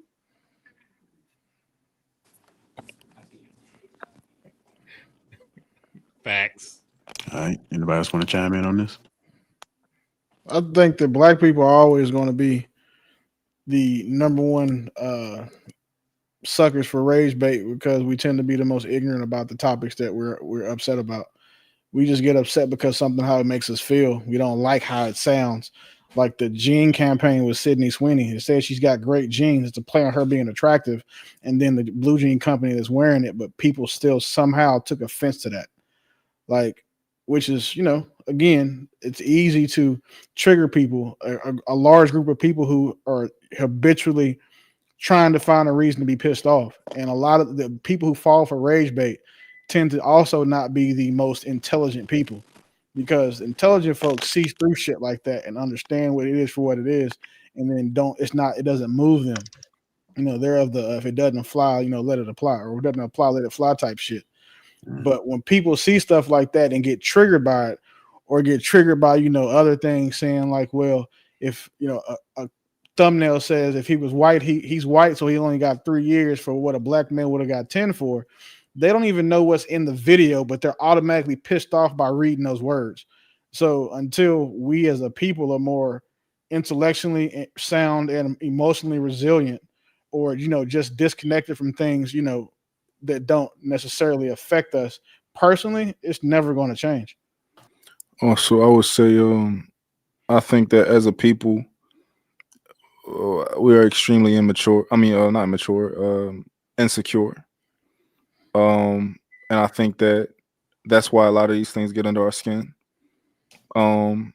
We hear certain we hear certain things and we lash out. We just lash out because we have a lot of triggers. I don't know how people feel about that, but that's kind of currently where I am, as I feel like as I study, us. I'm done. We Take we me insecure. off. Take me off. Oh no, I appreciate your view, but I don't know if we're insecure. I just think we're tired of a lot of the things that we see, and there's not a lot of either closure on the things that we see on social media. And for example, if you see a police officer that's harming a black man or woman, but you never see the actual code, like what's the verdict, what's the outcomes from that, and we see that over and over and over and over with no outcome, then it just becomes more of just like you're tired of it. I think our insecurity. Go ahead. Go ahead, bro. Yeah. I was just about to say, I think our insecurity makes it advantageous for people to give us rage bait. Because these are triggers for us, and like nobody thinks like, why haven't I seen? I heard 500 white people got shot this year by police. Why haven't I seen one video? Nobody asked that, right? They just think it's probably not in your algorithm, bro. Yeah, if you go look for it, you can find it. I watch videos of police brutality and all. It ain't just us. You know what I'm saying? My thing is, I care more when it is us. You dig what I'm saying? No, so it's what I'm saying is nobody asks themselves, why haven't I seen those videos? They just assume it's not happening. When what you're saying is the truth, it's just not on our algorithm. We haven't seen it. But it makes us think we're the only ones that it's happening to, or like, a lot of us get, real sensitive about the topic of what is good hair, right? It's all depending on who you asking, but we prefer like, yo, if we hear somebody say something is good hair, yo, it's no such thing as good hair. It's no such thing. Good hair is whatever you consider it to be. It's whatever your preference is. It could be like, yo, I wish my hair was a different texture because it would be easier to do when I wake up. I love my hair, but it's hard to take care of. It doesn't take moisture very well. I'll be washing it for hours. I just wish this was easier. It don't have to mean that I just wish I look like somebody else.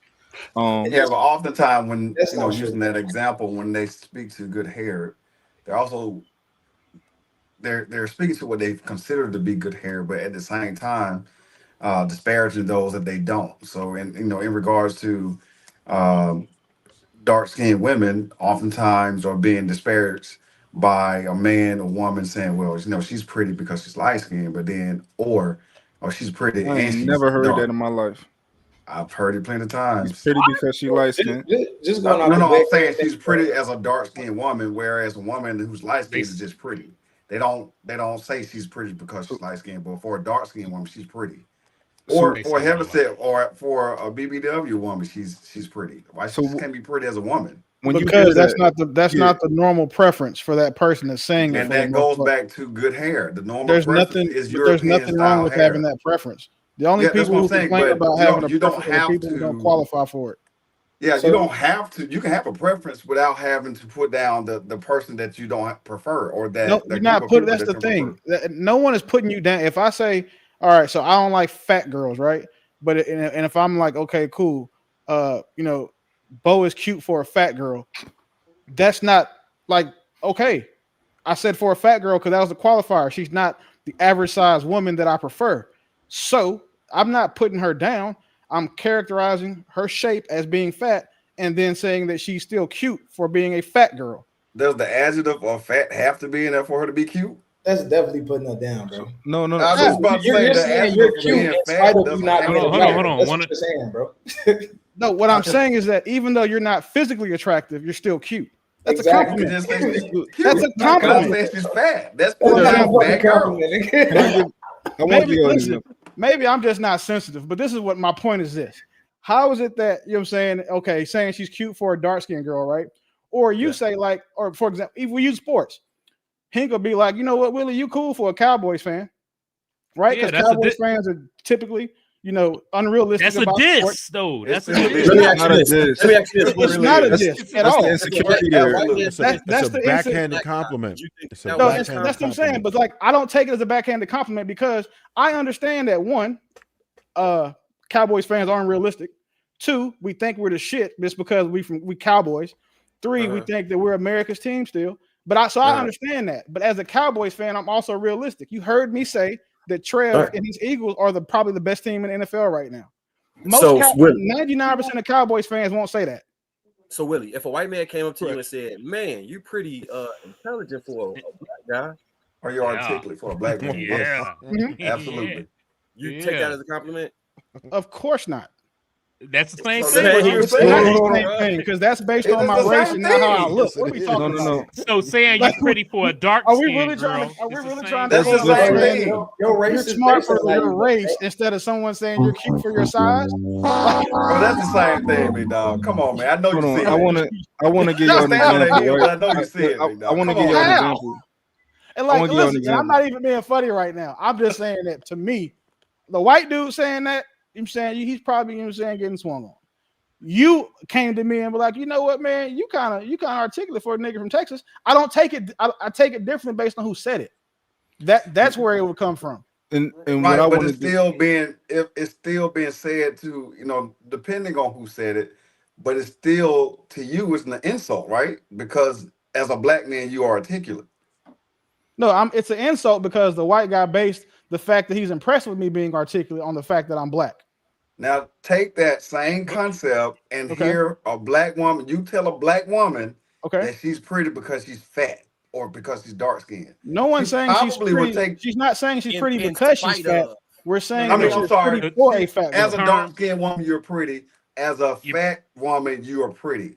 I think From the a black guy. implication. Yeah, I think you're Willie. pretty in spite of being fat. You articulate in spite of being black. That's pretty much what that is. I don't agree with Willie. That correlates.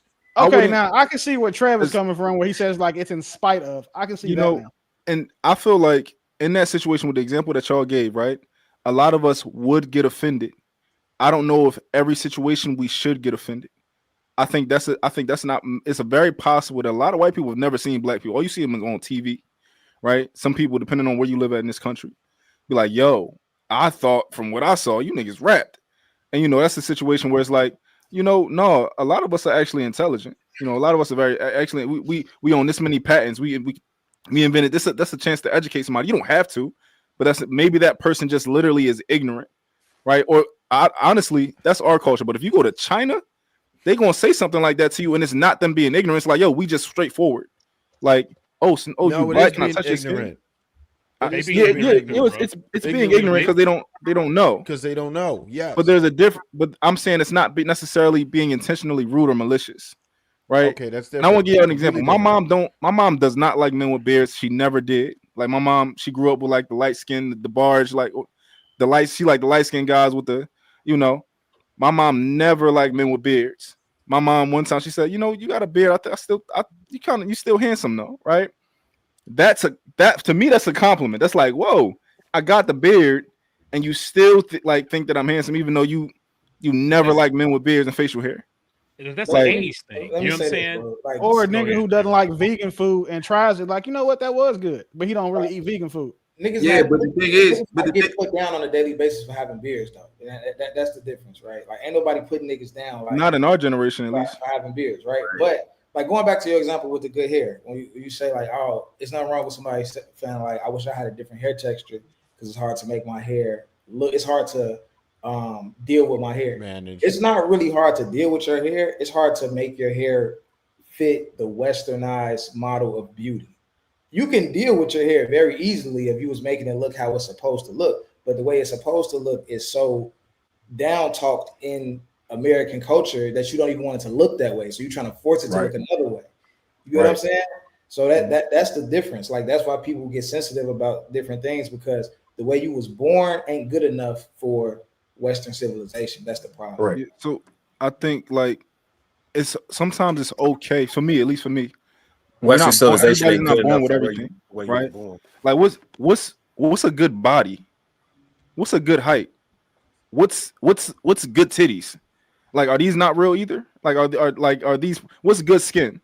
Are none of these real? Like, because I understand that we have insecurities. I think sometimes we should be okay with somebody's like, yo, you know, I like that over there. That doesn't mean I'm putting you down, but I like this over there. I think we should be able to handle that, because we don't we're not perfect. Everybody's not perfect, right? It's okay that I don't have everything. But I think so. Real dope. I hear what you're saying. Everybody should have the right to have their own personal preferences, because that's what's going to happen anyway. I think the issue comes about when, to go back to the pretty for a dark skin or a fat girl, you're and it could be unintentional. You're unintentionally downing a whole group of people for the purpose of giving one person a compliment, right? Now, to tie that to the beard thing, right? Nobody has experienced any type of ism because of having a beard collectively, right? But Black people have experienced racism, and people say, "Oh, Black people are stupid," right? Darker Black women aren't appealing. Nobody wants darker skinned women. Nobody wants women with natural hair. And so the historical context of it is what drives the trigger. The reason Willie ain't triggered by somebody saying you pretty cool for a Cowboys fan is because Cowboy fans haven't been oppressed. They haven't endured any collective oppression over a course of time that they're carrying with them. Nigga, I live in DC. Are you serious? What are we talking about? You was not oppressed as a Cowboy fan. Be real. Come on. Is Do anybody you on know this, how much hate I get, bro? is anybody on this panel short? Stop. Like, oh, this Cowboys fan ass. Come on, dog. Willie, I'm not about to let you compare being a Cowboys fan with Come on, big dog. Come on, Willie, bro. Come on. We are the most hated fan base in sports. So is anybody on this panel short? Is anybody on the panel short, under 6 foot or shorter? How would you feel if a woman said, you know what, I'm not really I'm not into short guys at all, but you're attractive for a shorter guy. You know, I would actually, I'm enjoying my time with you. I wouldn't be offended because men typically haven't been oppressed for being short. That's what I'm saying. The historical context behind the unintended insult is what drives the trigger. It's not just because, like I said, we all have preferences, and that's cool. But you don't have, if you think I'm cool and I'm short, just tell me that I'm cool. I got another one for you. What if a woman said to y'all, you know, what if she said like, yo, you rock my world for a guy with a small meat? Like, how would that make you feel? Would y'all be would y'all be offended at that? I think yes. I think a lot of your example does not go back to the bottom line of being oppressed, or some type of systemic oppression that's you're not systemically resented because you have a small penis, but you can be systemically oppressed because you are darker skinned, or you're not white passing, or your hair is not European enough for those who are in power. Oftentimes, those are the members that you work for or you're collected with. I'm gonna keep it real. I think all of these standards are implemented the hardest by Black women, right? If I remember one time, I walked, me and my girl walked inside her mom's house, right? And I like my girl in every single form. I love her in every single form. Like, it don't matter. Her hair, I'd be like, you look cute to me. You walk inside mom's house, her mom look at her like, you gonna do something with your hair? I'm like, she look cute to me. Like, I don't like, but just between y'all, like, I think even in workplace, like, it's typically black women who are doing that thing with the standards, and they're blaming it on everybody outwardly. You know, nobody's telling them to get BBLs. Nobody's telling them to do any of these type of things for the beauty stand. I prefer do the guys on here prefer natural women? I don't know if y'all do. I prefer natural in every single aspect. If you got a little booty, I'm gonna love your little booty. Like, I'm gonna love your little booty. That's what you got. Like, whatever it is, I think that most men, I think that these standards are being created by women because they don't like where they fall on the totem pole. They don't like that's like if men are actually getting surgery to be taller, that would be ridiculous if they really starting to do that. It's like, yo, just some of them is. I've seen a couple of them. Knees, but for the most part, it's like, yo, chill out. You're not a tall dude. It's cool. Like, you don't gotta be tall. You know, you don't gotta have what everybody else have. But the women are trying to even the playing field within themselves. Like, I want to be looked at like I want her attention, or I want to be looked at like her. So I want to make my butt bigger. I want to put makeup on every day. I want to lay my, you know. I think that you kind of like conflating some stuff with historical context with some stuff that don't have historical. Like the BBL, I'm gonna give you that for sure. That's some woman. That's that shit. But the hair shit, even if black women is perpetuating that now, definitely that shit was definitely pushed on us by white people for sure. And that shit started, niggas who started getting conks and all that bullshit back in the 60s. Whenever they started that shit. So I want to tackle onto that. If an afro is seen as a sign of revolution, then your existence is a sign of revolution. Because just existing in your natural state, that should tell you a whole lot about the people you're interacting with. If just being yourself is such a problem that it needs to be stumped out. And to the point about Afros ain't natural. You gotta. I would have to, knock it the fuck off. You could finger comb your fro. You could. If I wanted an afro right now, I had to go hard with the pick. Give me you got beeswax and honey and nutmeg keeping your nigga said nutmeg. Y'all talking about getting surgeries. I think I want to go get 6 more inches because these motherfuckers act like being 6 foot is worse than being fucking 5'9". It's like the same. Like as soon as if motherfucker ain't, if he 5'8", if he ain't 6'2", he's 5'8". Like, I hate that. And then that's purgatory 6 foot. Like standing next to look, bro. Look.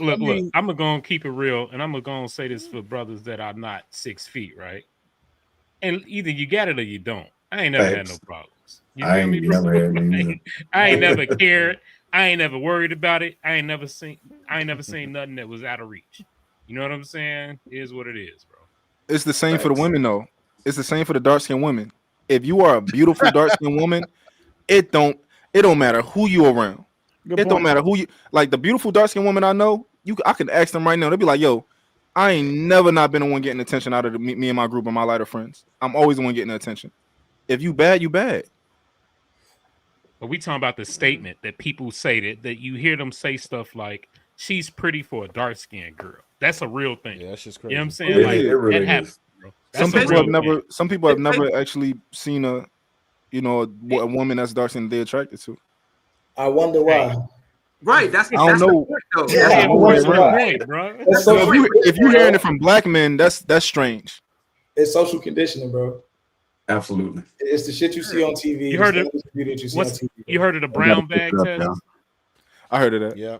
That's it. It's the same thing, bro. That's it right there. Yeah. All right, y'all. We gotta go to switch it up to the next one real quick. Hit the like button if you haven't already, family. Hit the like button. Next one is Exodus of Skilled Labor. Here we go. It's like the things that are happening in this country day by day, where even when you are overqualified, you can't find employment. And a lot of these jobs are like high-level tech jobs, engineering jobs, and like motherfuckers went to school, motherfuckers spent their money, motherfuckers use their brain power. These are very wise and intelligent people. And this is what's gonna happen. This is what I first see happening. People in other countries become skilled professionals, skilled like physicians, engineers. They become skilled in these high-level professions, and they come to America for the opportunity. Mm-hmm. And with the revolution that's going on the big continent, Africa, right now, where a lot of these countries are kicking the French out, are reclaiming stake to their gold mines. I think they say something like Burkina Faso has made like $18 billion since taking back their mines. How much fucking money were y'all like siphoning out of that economy, bro? Oh, they take money from Africa by the billions, bro. Bro, but if they in the last let's just say 6 months ago, they reclaimed their gold mines and they've made $18 billion. What have they been taking from these people? I'm gonna tell you like this: $50 to $75 billion a year. Every country in Africa should look like Dubai. Real shit. Every country in Africa, and the people should be living in reflection of that because they have all the resources. Yes. But I foresee there's a couple of countries in Africa that have opened up. Kenya for one. But that's just what I know off the top of my head. I could research it, but there's a couple of countries in Africa that have opened up citizenship to Black Americans. And anybody affected by the diaspora. Now, if we have these people over here who are going through their own rebuilding phase, they're going to need engineers. So don't be surprised when you start seeing Black professionals in these African countries working and getting to a fucking bag, because these people have a newfound wealth and a newfound structure, and they become dual citizens, and they're gonna go somewhere where they're gonna be welcomed with open arms. You know, every story that I've heard about people visiting Africa is largely positive. Place got their own problems and corruption. Facts. But the thing is that we're gonna start to see an exodus of like skilled professionals, especially if they're not gonna be able to get a job here. Marcus Garvey would be proud. He would be. But I'm gonna tell you something else, and something we've been pumping. The CEO of BlackRock said this, so it doesn't sound good coming from him. All right. But he was like, AI is not going to take your plumbing job. AI can't take your welding job. AI can't take your electrician job. And AI seriously can't really replace an engineer. But these skilled trades that we always talk about, that is a secure job. That's a real thing. They want to talk about you know, AI and the advancement of technology taking over the CDL, the trucking industry. But public trust plays such a major part. People don't even like Waymo's cars. You think they're gonna let you have a driverless 18-wheeler on the road? People are not gonna trust that. People are never gonna feel safe or comfortable with that. It could work when you're talking about like a yard dog or something like that, just parking trailers, staying on the property, but actually going out in the public, in the street, people are never going to trust that. And all it's going to take is one thing to go wrong for it to shut the whole thing down. And that one thing will happen pretty quick. So, again, we need 550,000 plumbers and electricians. I think we need like 250,000 electricians and 550,000 plumbers. 500,000 plumbers are needed. Go get a skilled trade, bro. We don't have the podcast without me having a skilled trade. That's just real. That's real. The CDL funded all this. If you figuring out what you want to do, and if you want to do content creation, I done gave you the blueprint. If you got something to say it in the truck. Say it with your work vest on. Say it on your break. If you got something to say. But go get that skilled trade so you can start getting some money. All right, let's go ahead and get into it. Should Black men chase tech jobs or master the trades? Man, I hate hearing people talk about AI and tech shit when I don't know what the fuck they talking about. Like, yeah, he was wrong as hell. Who else not getting hired? with a pat like, niggas grossly underestimate the capabilities of AI. Right? It's something that I see in my day to day. And I understand now why, like, it's AI, people who have mastered AI already, that's why they're making so much money, because of the things that they're able to automate for other businesses. You can absolutely replace an engineer with AI. Absolutely, you can. You can absolutely put a automated truck on the road, because people aren't going to be able to control a company doing that no more than they can control Elon Musk putting auto drive in his Teslas. They already have some that are in limited operation right now in transit. The same nigga did it, and those trucks have been on the road for the past 2 years. So like sometimes these creators get in these spaces and just start talking about what they think. He should have used AI to do some research, because as there are needed, plumbers, skilled trades, and those things, right? This is the thing. The jobs that AI is going to replace aren't typically the jobs that men are doing. It's going to be the jobs that are tend to be a lot more unisex, like the HR jobs, the financial, the logistics, all of those types of things. Those are going to be the first jobs replaced. But I wouldn't say that there would be some sort of AI bot that can come in there and unclog your toilet, or come in here and run a fault through your cable and see why your outlet's not working. That's not far off.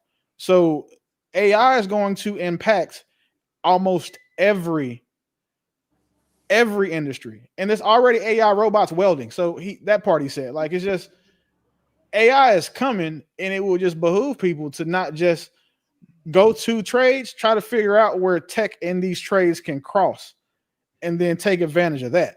Like, it's unfortunate that some people won't be able to do that, but at the same time, it's up to you to keep up with the times and to keep sharpening your skill sets. But I'm not going to say that bro is definitely or that say bro is right on anything other than the number of electricians and plumbers he said we needed, because he did have that right. And the crazy thing is, he literally mentioned maybe one of the most advantageous AI spaces that people really like. Them trucks, like, you know how much money and efficiency that's going to save people.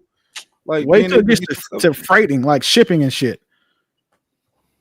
Like an AI freight container with a crewless, like every trip they're making $250 million for them 15,000 containers, and then you got to pay $2-3 million of that in dock fees and salary. How much money you save by just having an automated ship that like load itself, unload it? That shit gonna go crazy. But that's the point he's talking about. You know what I'm saying? Those are all jobs lost. You know what I'm saying? Those no, are. He said no. He said go get your CDL. Well, shit. Oh, well, yeah. I had to go run upstairs for a second. Yeah, So I mean, fine. listen, AI, bro. I've seen it. It's taking jobs left and right. You know what I'm saying? At this point, you got to either figure out something that's going to do interpersonal with people, where people are going to be needed for your services, or you're going to have to find literally a trade. You know what I'm saying? Something where AI can't take it over, because it's coming, and it's coming fast, and it's coming hard. No Diddy. You know what I'm saying? Hey, free game for anybody that watches this. If you want to, you can go make $5,000-$10,000 a pop. All you have to do is call businesses that have websites and be like, hey, how are you guys onboarding your customers? They're going to probably say it's a phone call. You can go in N8N, which you Google it for yourself, and create a workflow in 15 minutes that'll just onboard all their customers for them. You can sell them that shit for $5,000 and then charge them $1,000 a month retainer just to maintain it. You get 4 customers, that's $20,000 a month. Like, AI automation is super easy to exploit right now. Like, it's anybody that's struggling can go out and take a $49 course on AI automation and building workflows, and then go out here and make this money. You just got to be willing to do it. But I think it's something that we better off embracing and trying to utilize it to our benefit. This isn't the first shift in times before. I mean, we've seen hints of this when we started seeing cashiers disappear and people who manage the toll booths. We've seen that, so we should have known that, okay, there are some jobs that are going away. But this isn't the first time. We've always added jobs, and we've always lost some based on the needs of human beings. So I think that we still have some. I do believe. I've been paying attention to a lot of like some of these people who have a great understanding of the trends and are very familiar with the back end and the actual progression of AI and what it's doing. So there will be a time where we rely on UBI, which is universal basic income, because it's that bad and it really ain't shit else for us to do. That's happening. AI will eventually take over brick and mortar. AI will eventually take over them everything. Between AI and robotics, and once they're really intertwined and efficient, sure, there's going to be shit for us to do, but really just chill out.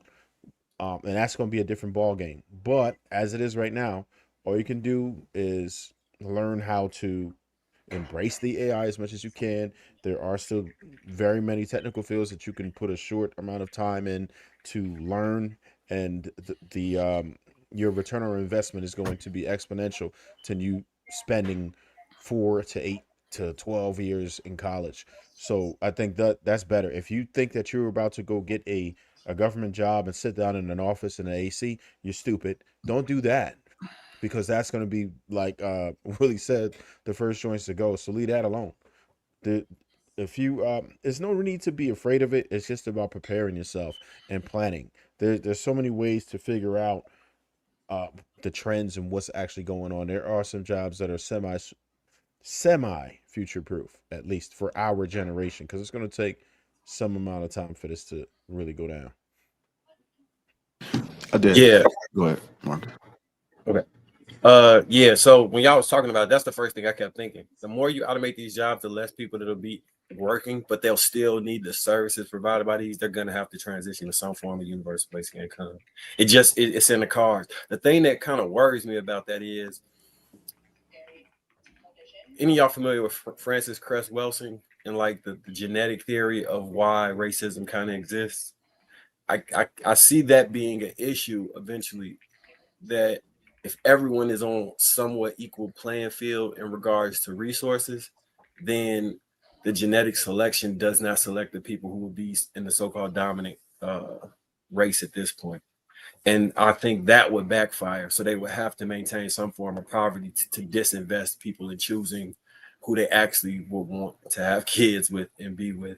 Because there's a large aspect of using wealth to get women so you can push your genes into the next generation. I think that will become an issue for those people who have historically relied on having money in order to obtain a family. So I think it's going to be some trickery in the game when it comes to that. When it should black men chase jobs in tech, Willie, the expert on that. But I do think it is something to being able to, like, I installed a double automatic sink in my bathroom. It broke, and then I repaired the sink, right? I'm not a master at it, but I do think it's worthwhile to know how to do some of these things. I wish I knew more about electrical work. I'm not opposed to taking a class and learning. But yeah, I just think all men should be able to fix things if need, you know. I agree. I got a question. Should black talent stay in America or build wealth in Africa? Stay in America. Stay in America. Maybe invest some in Africa a little bit. America is still the best country in the world as far as wealth building goes. So I'm not necessarily going to say that you shouldn't have a vested interest in Africa, because there's a lot of opportunities over there that you can do well for. But if you wanted to go to a different country to build wealth, I wouldn't think that Africa would be the top 3, just based on, you know what I'm saying, what we've seen is going on as far as the cost of living and the initiatives and programs that they have for people to come to those Asian countries. Like, you know, there's parts in that Japan is paying certain people of certain descents money to come over there. It's not Japan, South Korea, to come over there and live because they need the influx of expats. So just from the advantages these countries are giving us, I would say go over there. And then, like, a lot of people like say that, you know, Africa, they talk about Africa like it's a fucking country, it's a continent.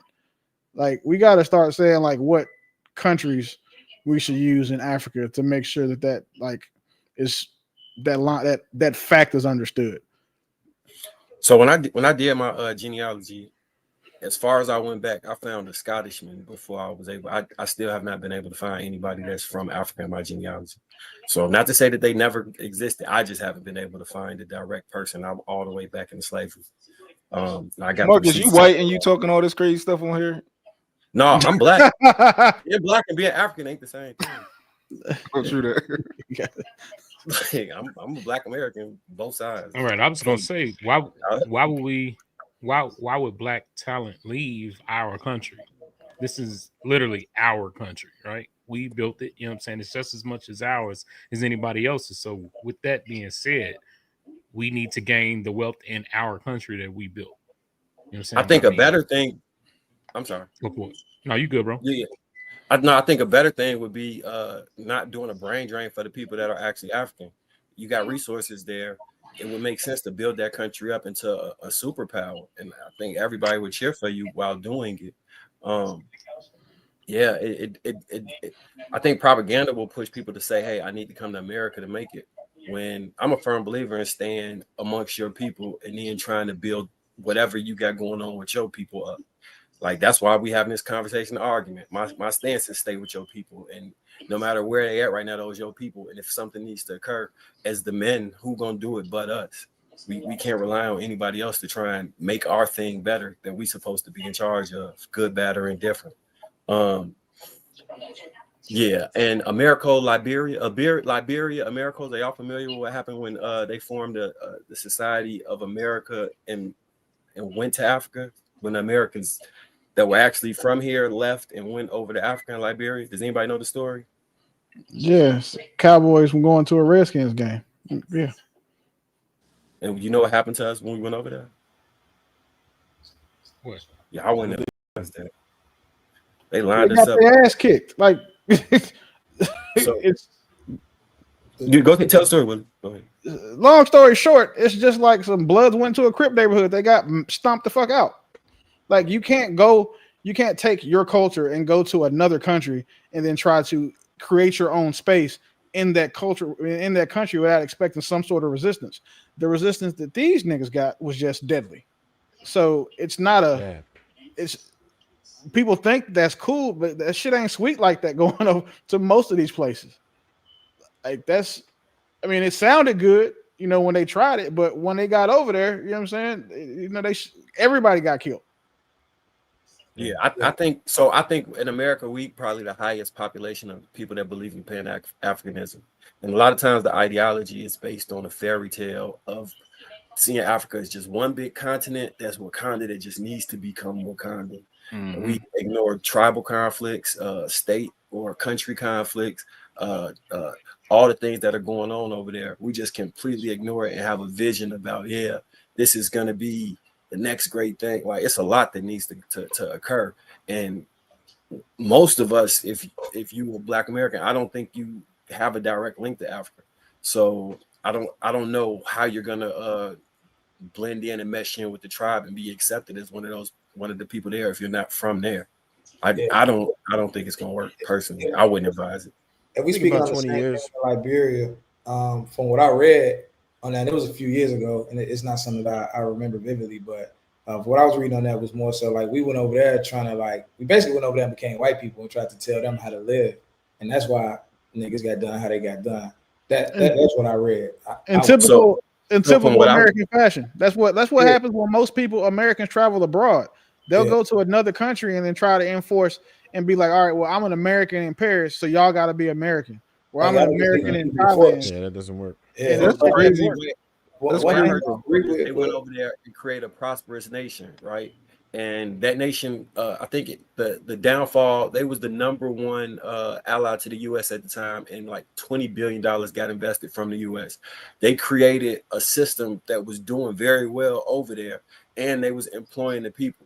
But then the jealousy came from people that were not from there, being able to create this system and then putting people not in managerial positions or in the higher up positions. So it kind of became a class thing. I don't know if, because from somebody can give me some information to dispute what I read, but that it wasn't them just treating them bad and trying to act like white people towards them. It was a class structure issue.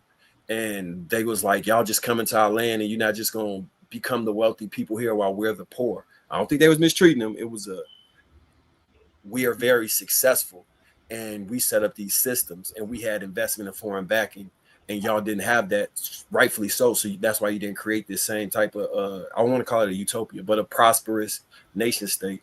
Honestly, kind of like Black Wall Street. That's not like the same story told from two different sides. You know what I'm saying? It's not like the same story told from two different sides.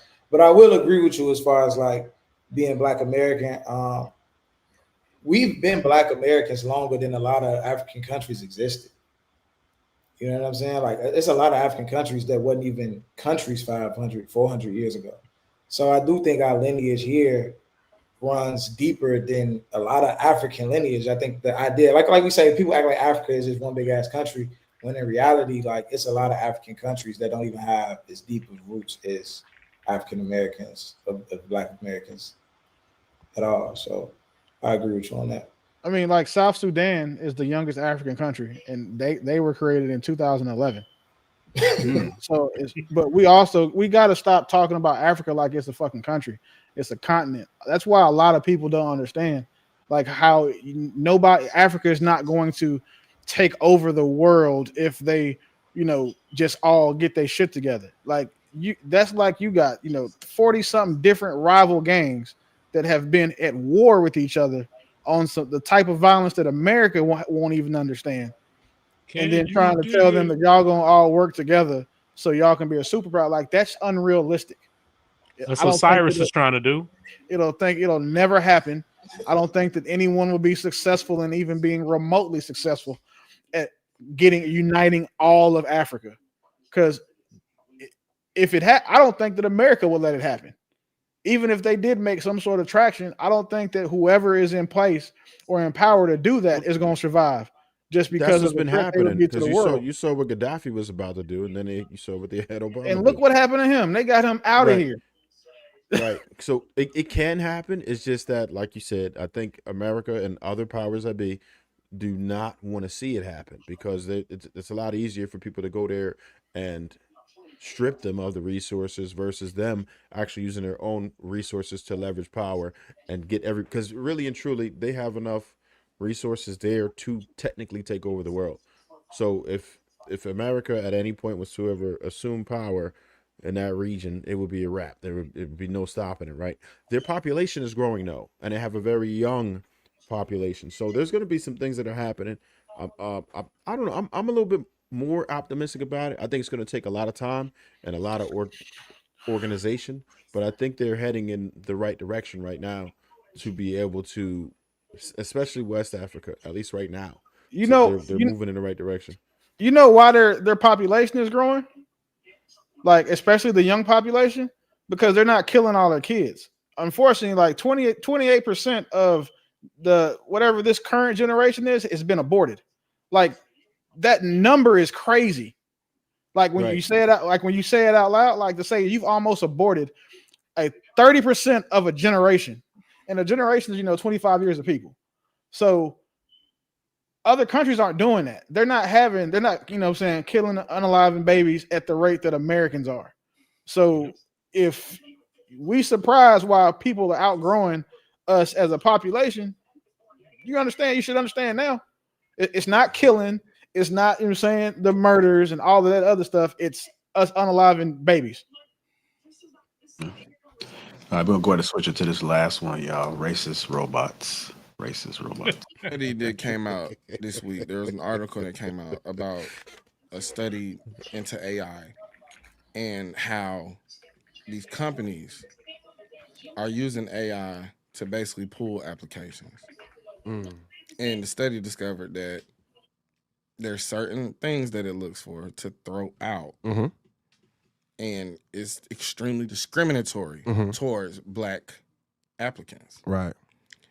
So you're not crazy. Yeah, you put in like 20 applications and you ain't getting no calls back, and you ain't like nothing, and you qualify and you meet all the requirements. You're not crazy. You're being discriminated against.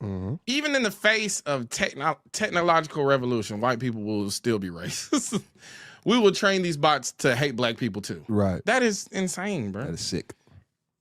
Toni Morrison said that racism is just more than anything, it's exhausting and it's a waste of time. And that is what it is. Because you have companies out here that could be thriving. You have black people, I think Black women specifically are out of 300,000 jobs. And the unemployment percentage has went up 7% for Black people in general due to discriminatory practices and racism by using AI via AI. And you got people out here like thinking that they're doing something wrong. And it's not, oh, we just gonna read your name, and you know that they probably have a database of names that they if it ain't these names, throw it out. But then, you know, the identity thing, you're gonna identify yourself as Black, and if you do, it's probably getting thrown out. And they're using AI to scan all these things and to be discriminatory against Black applicants, where it's like, now we talking about the most educated group of people by race and gender in this country can't find employment because you niggas have trained the robots to be racist. Fuck is wrong? White people are like parasites of progress, bro. It's parasitic. Like, they would rather have underqualified or non-qualified applicants just for them to be white. The music industry is going through that as well. They're folding.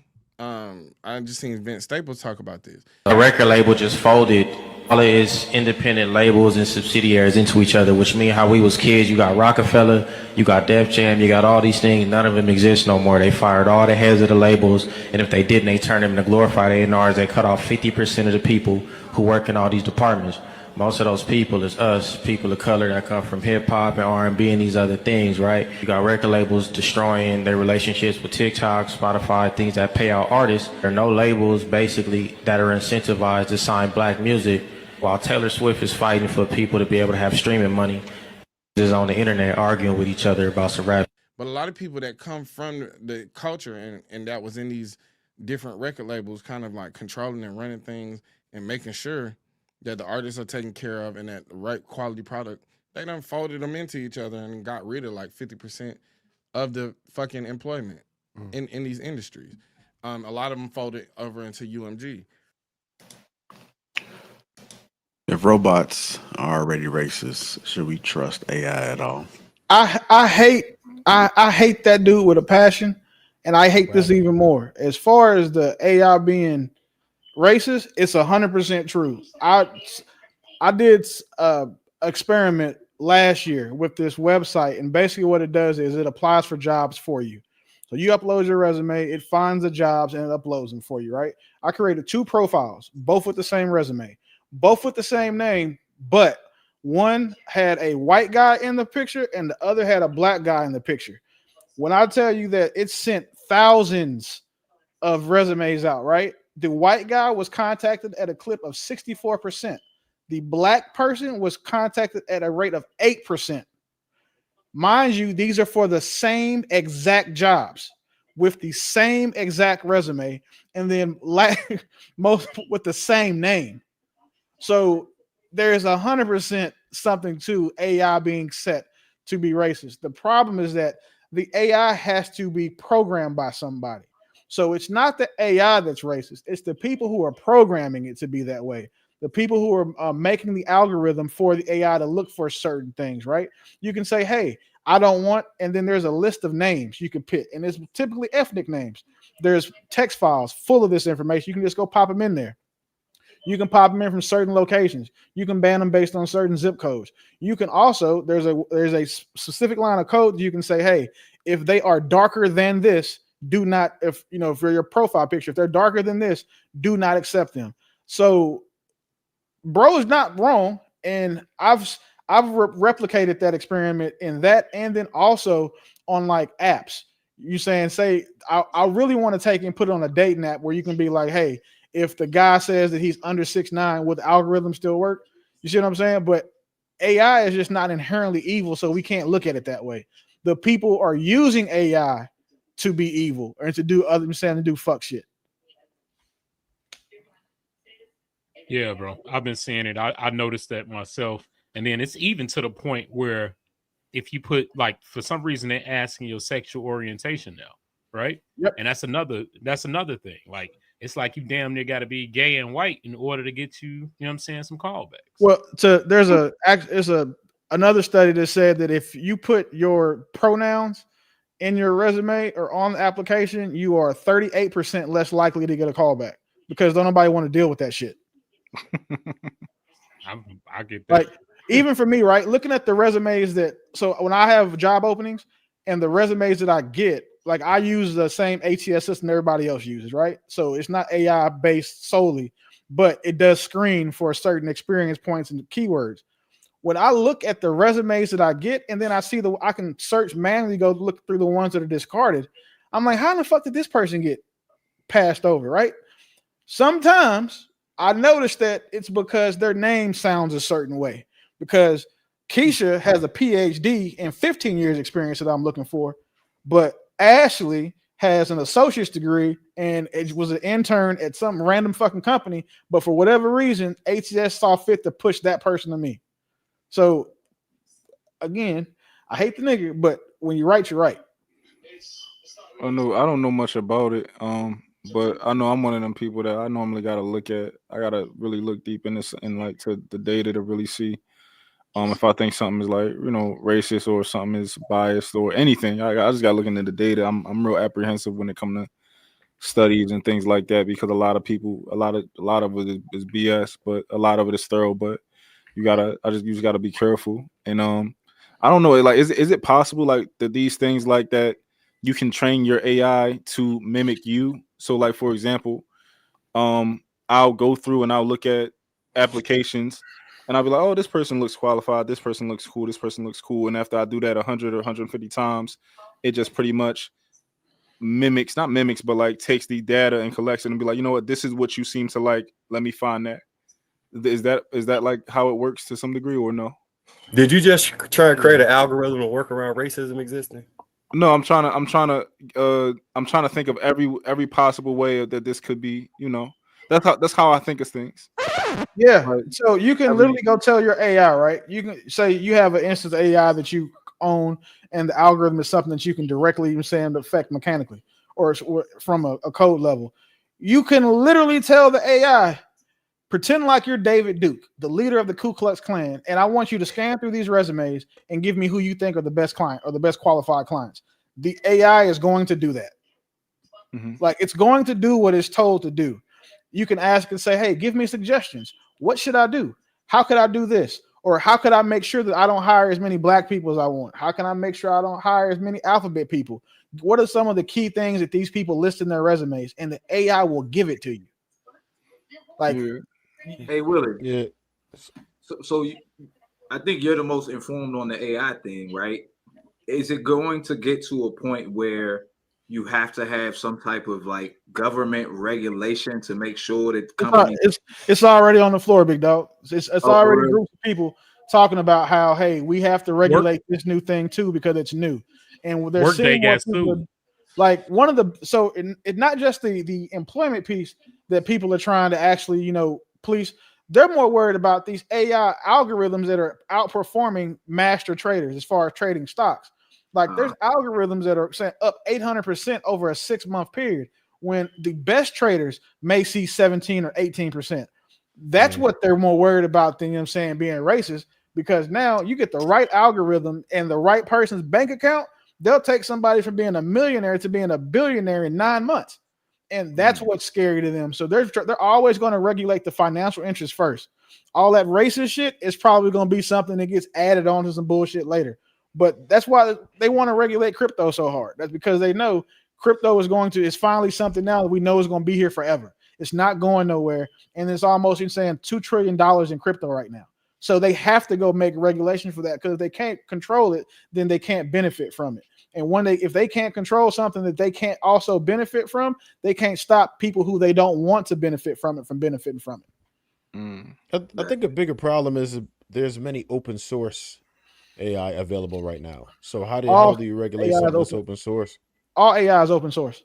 Sorry. So when I say, all right, so there's where you can control everything. There's no safeguards in place and shit like that, where you can kind of just have it do nefarious things if you want to. There's safeguards. There's safeguards on most AI, Trev. On ChatGPT, you go to it. I know on ChatGPT and all of them, but I'm saying Gemini, DeepSeek. DeepSeek, Blind Vision, Yama, Oracle. Yeah, all of those have safeguards in them. The ones that the problem is that it's kind of like you going to buy a gun.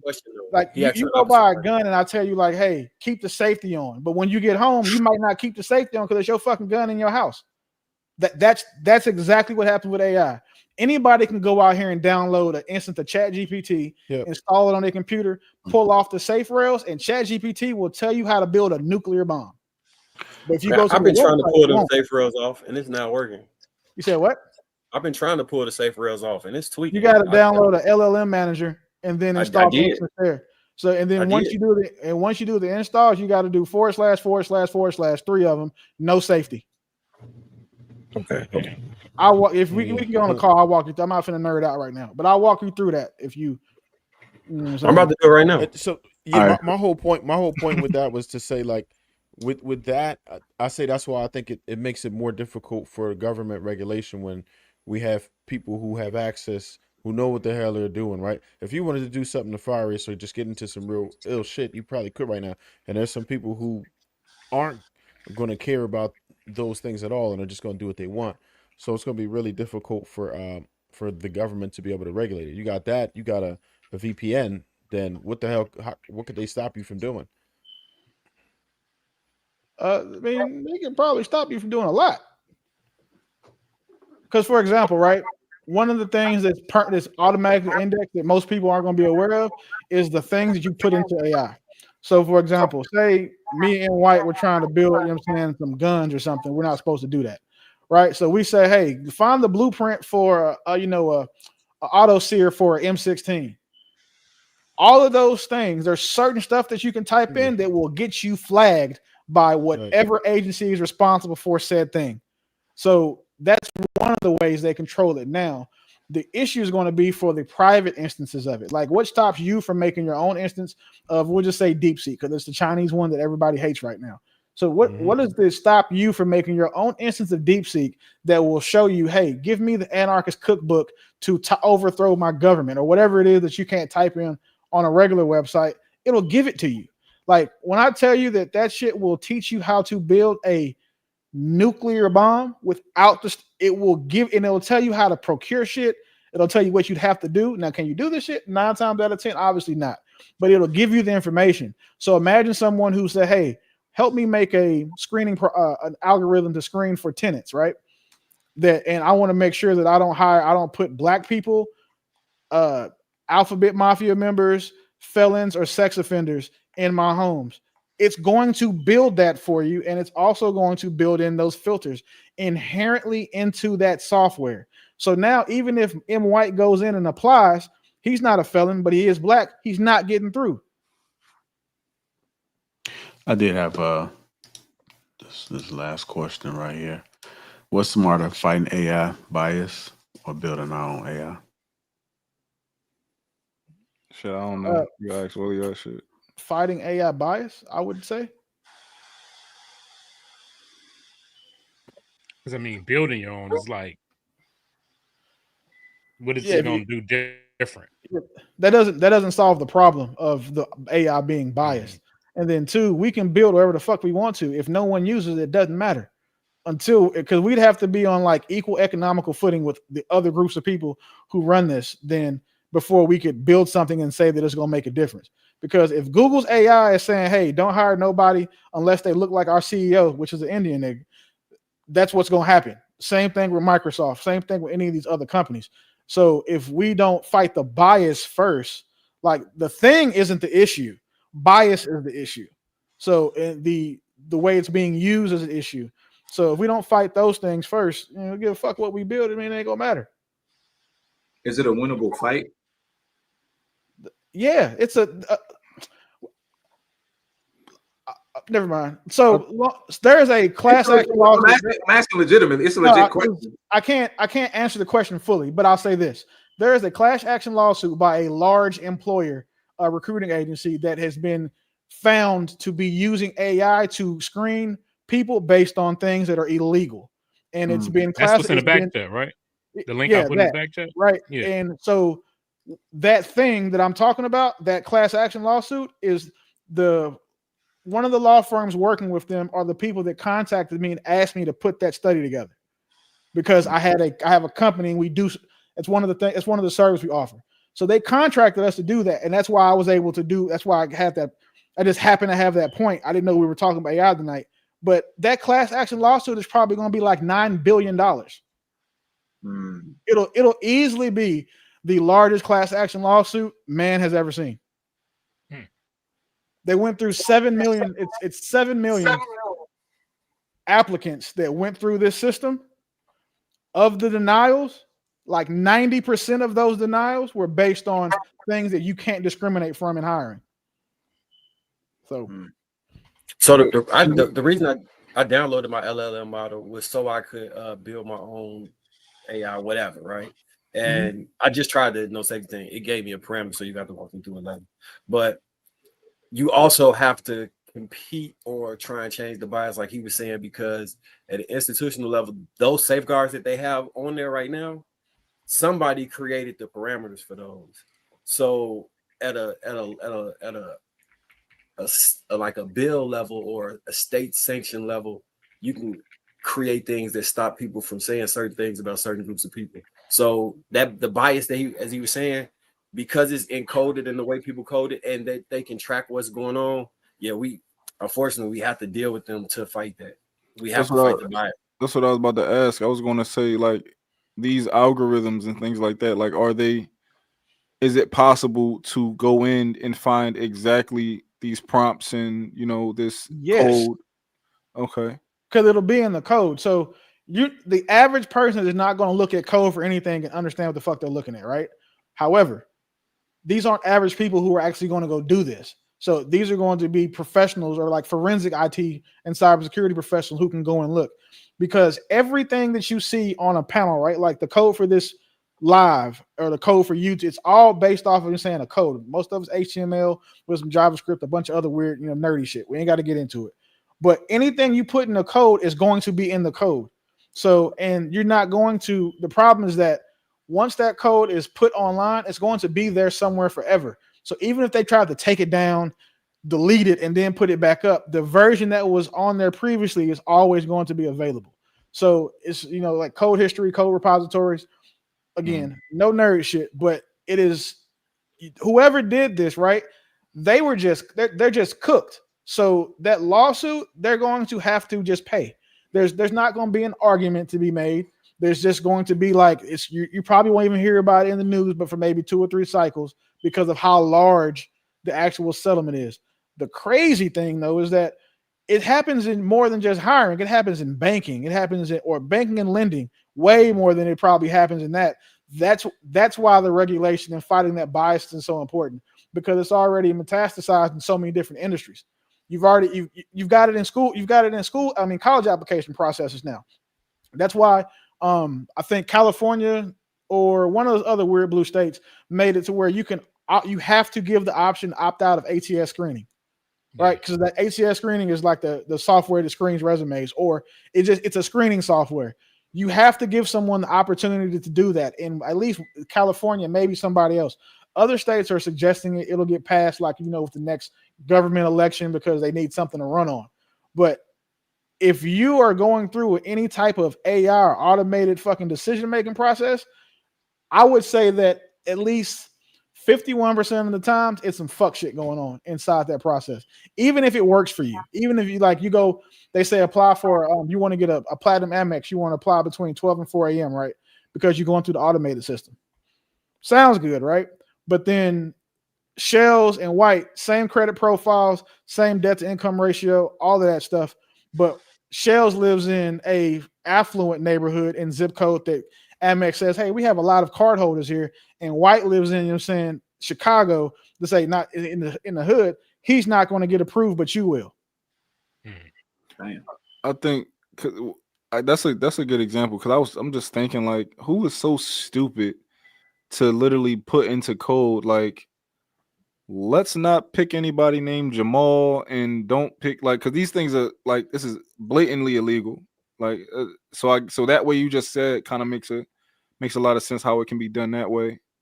But like, that's a obvious lawsuit of like, yeah, don't hire like, yeah, but people a lot of people like thought this. they was going to get away with it. They didn't think that anybody that was going to get forensic. Everybody thinks they're gonna get away with it until somebody get caught. Like every so let time. me ask y'all this: who they paying that lawsuit out to? That $7 billion. The 7 million people that it was applied to it. Everybody want to get about $5. You're right. Well, I don't. So this is the thing, right? So there are going to be people who are going to volunteer to become part of the class action suit, and there's people who are going to want to be on the side. What I would do if I was anybody who was affected by it, I let that class action suit go through first. Like everybody went through that, because now you have a precedent. Like, you niggas already paid these people. Here you go. Now I want to file by myself. Like, I don't want to. When Robinhood fucked me out of all of that money with the GameStop stuff, right? I didn't want to jump on nobody else's lawsuit. That was dumb to me, because the average person didn't lose the money that I lost. So once everything was said and done, I was like, excuse me, it's my turn now. And then I went after what I was owed, because if I had partnered with, say, with the other 10 people, maybe they only lost $200-300. I lost way more. I'm not finna settle for what the fuck y'all finna get.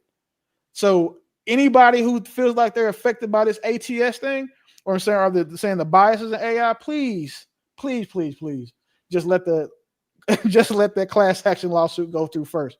Your attorney, once you tell your attorney what you're going for, they're going to go work for you on a contingency basis, because they know they're going to win, and they're just going to take a higher percent of whatever the money you get.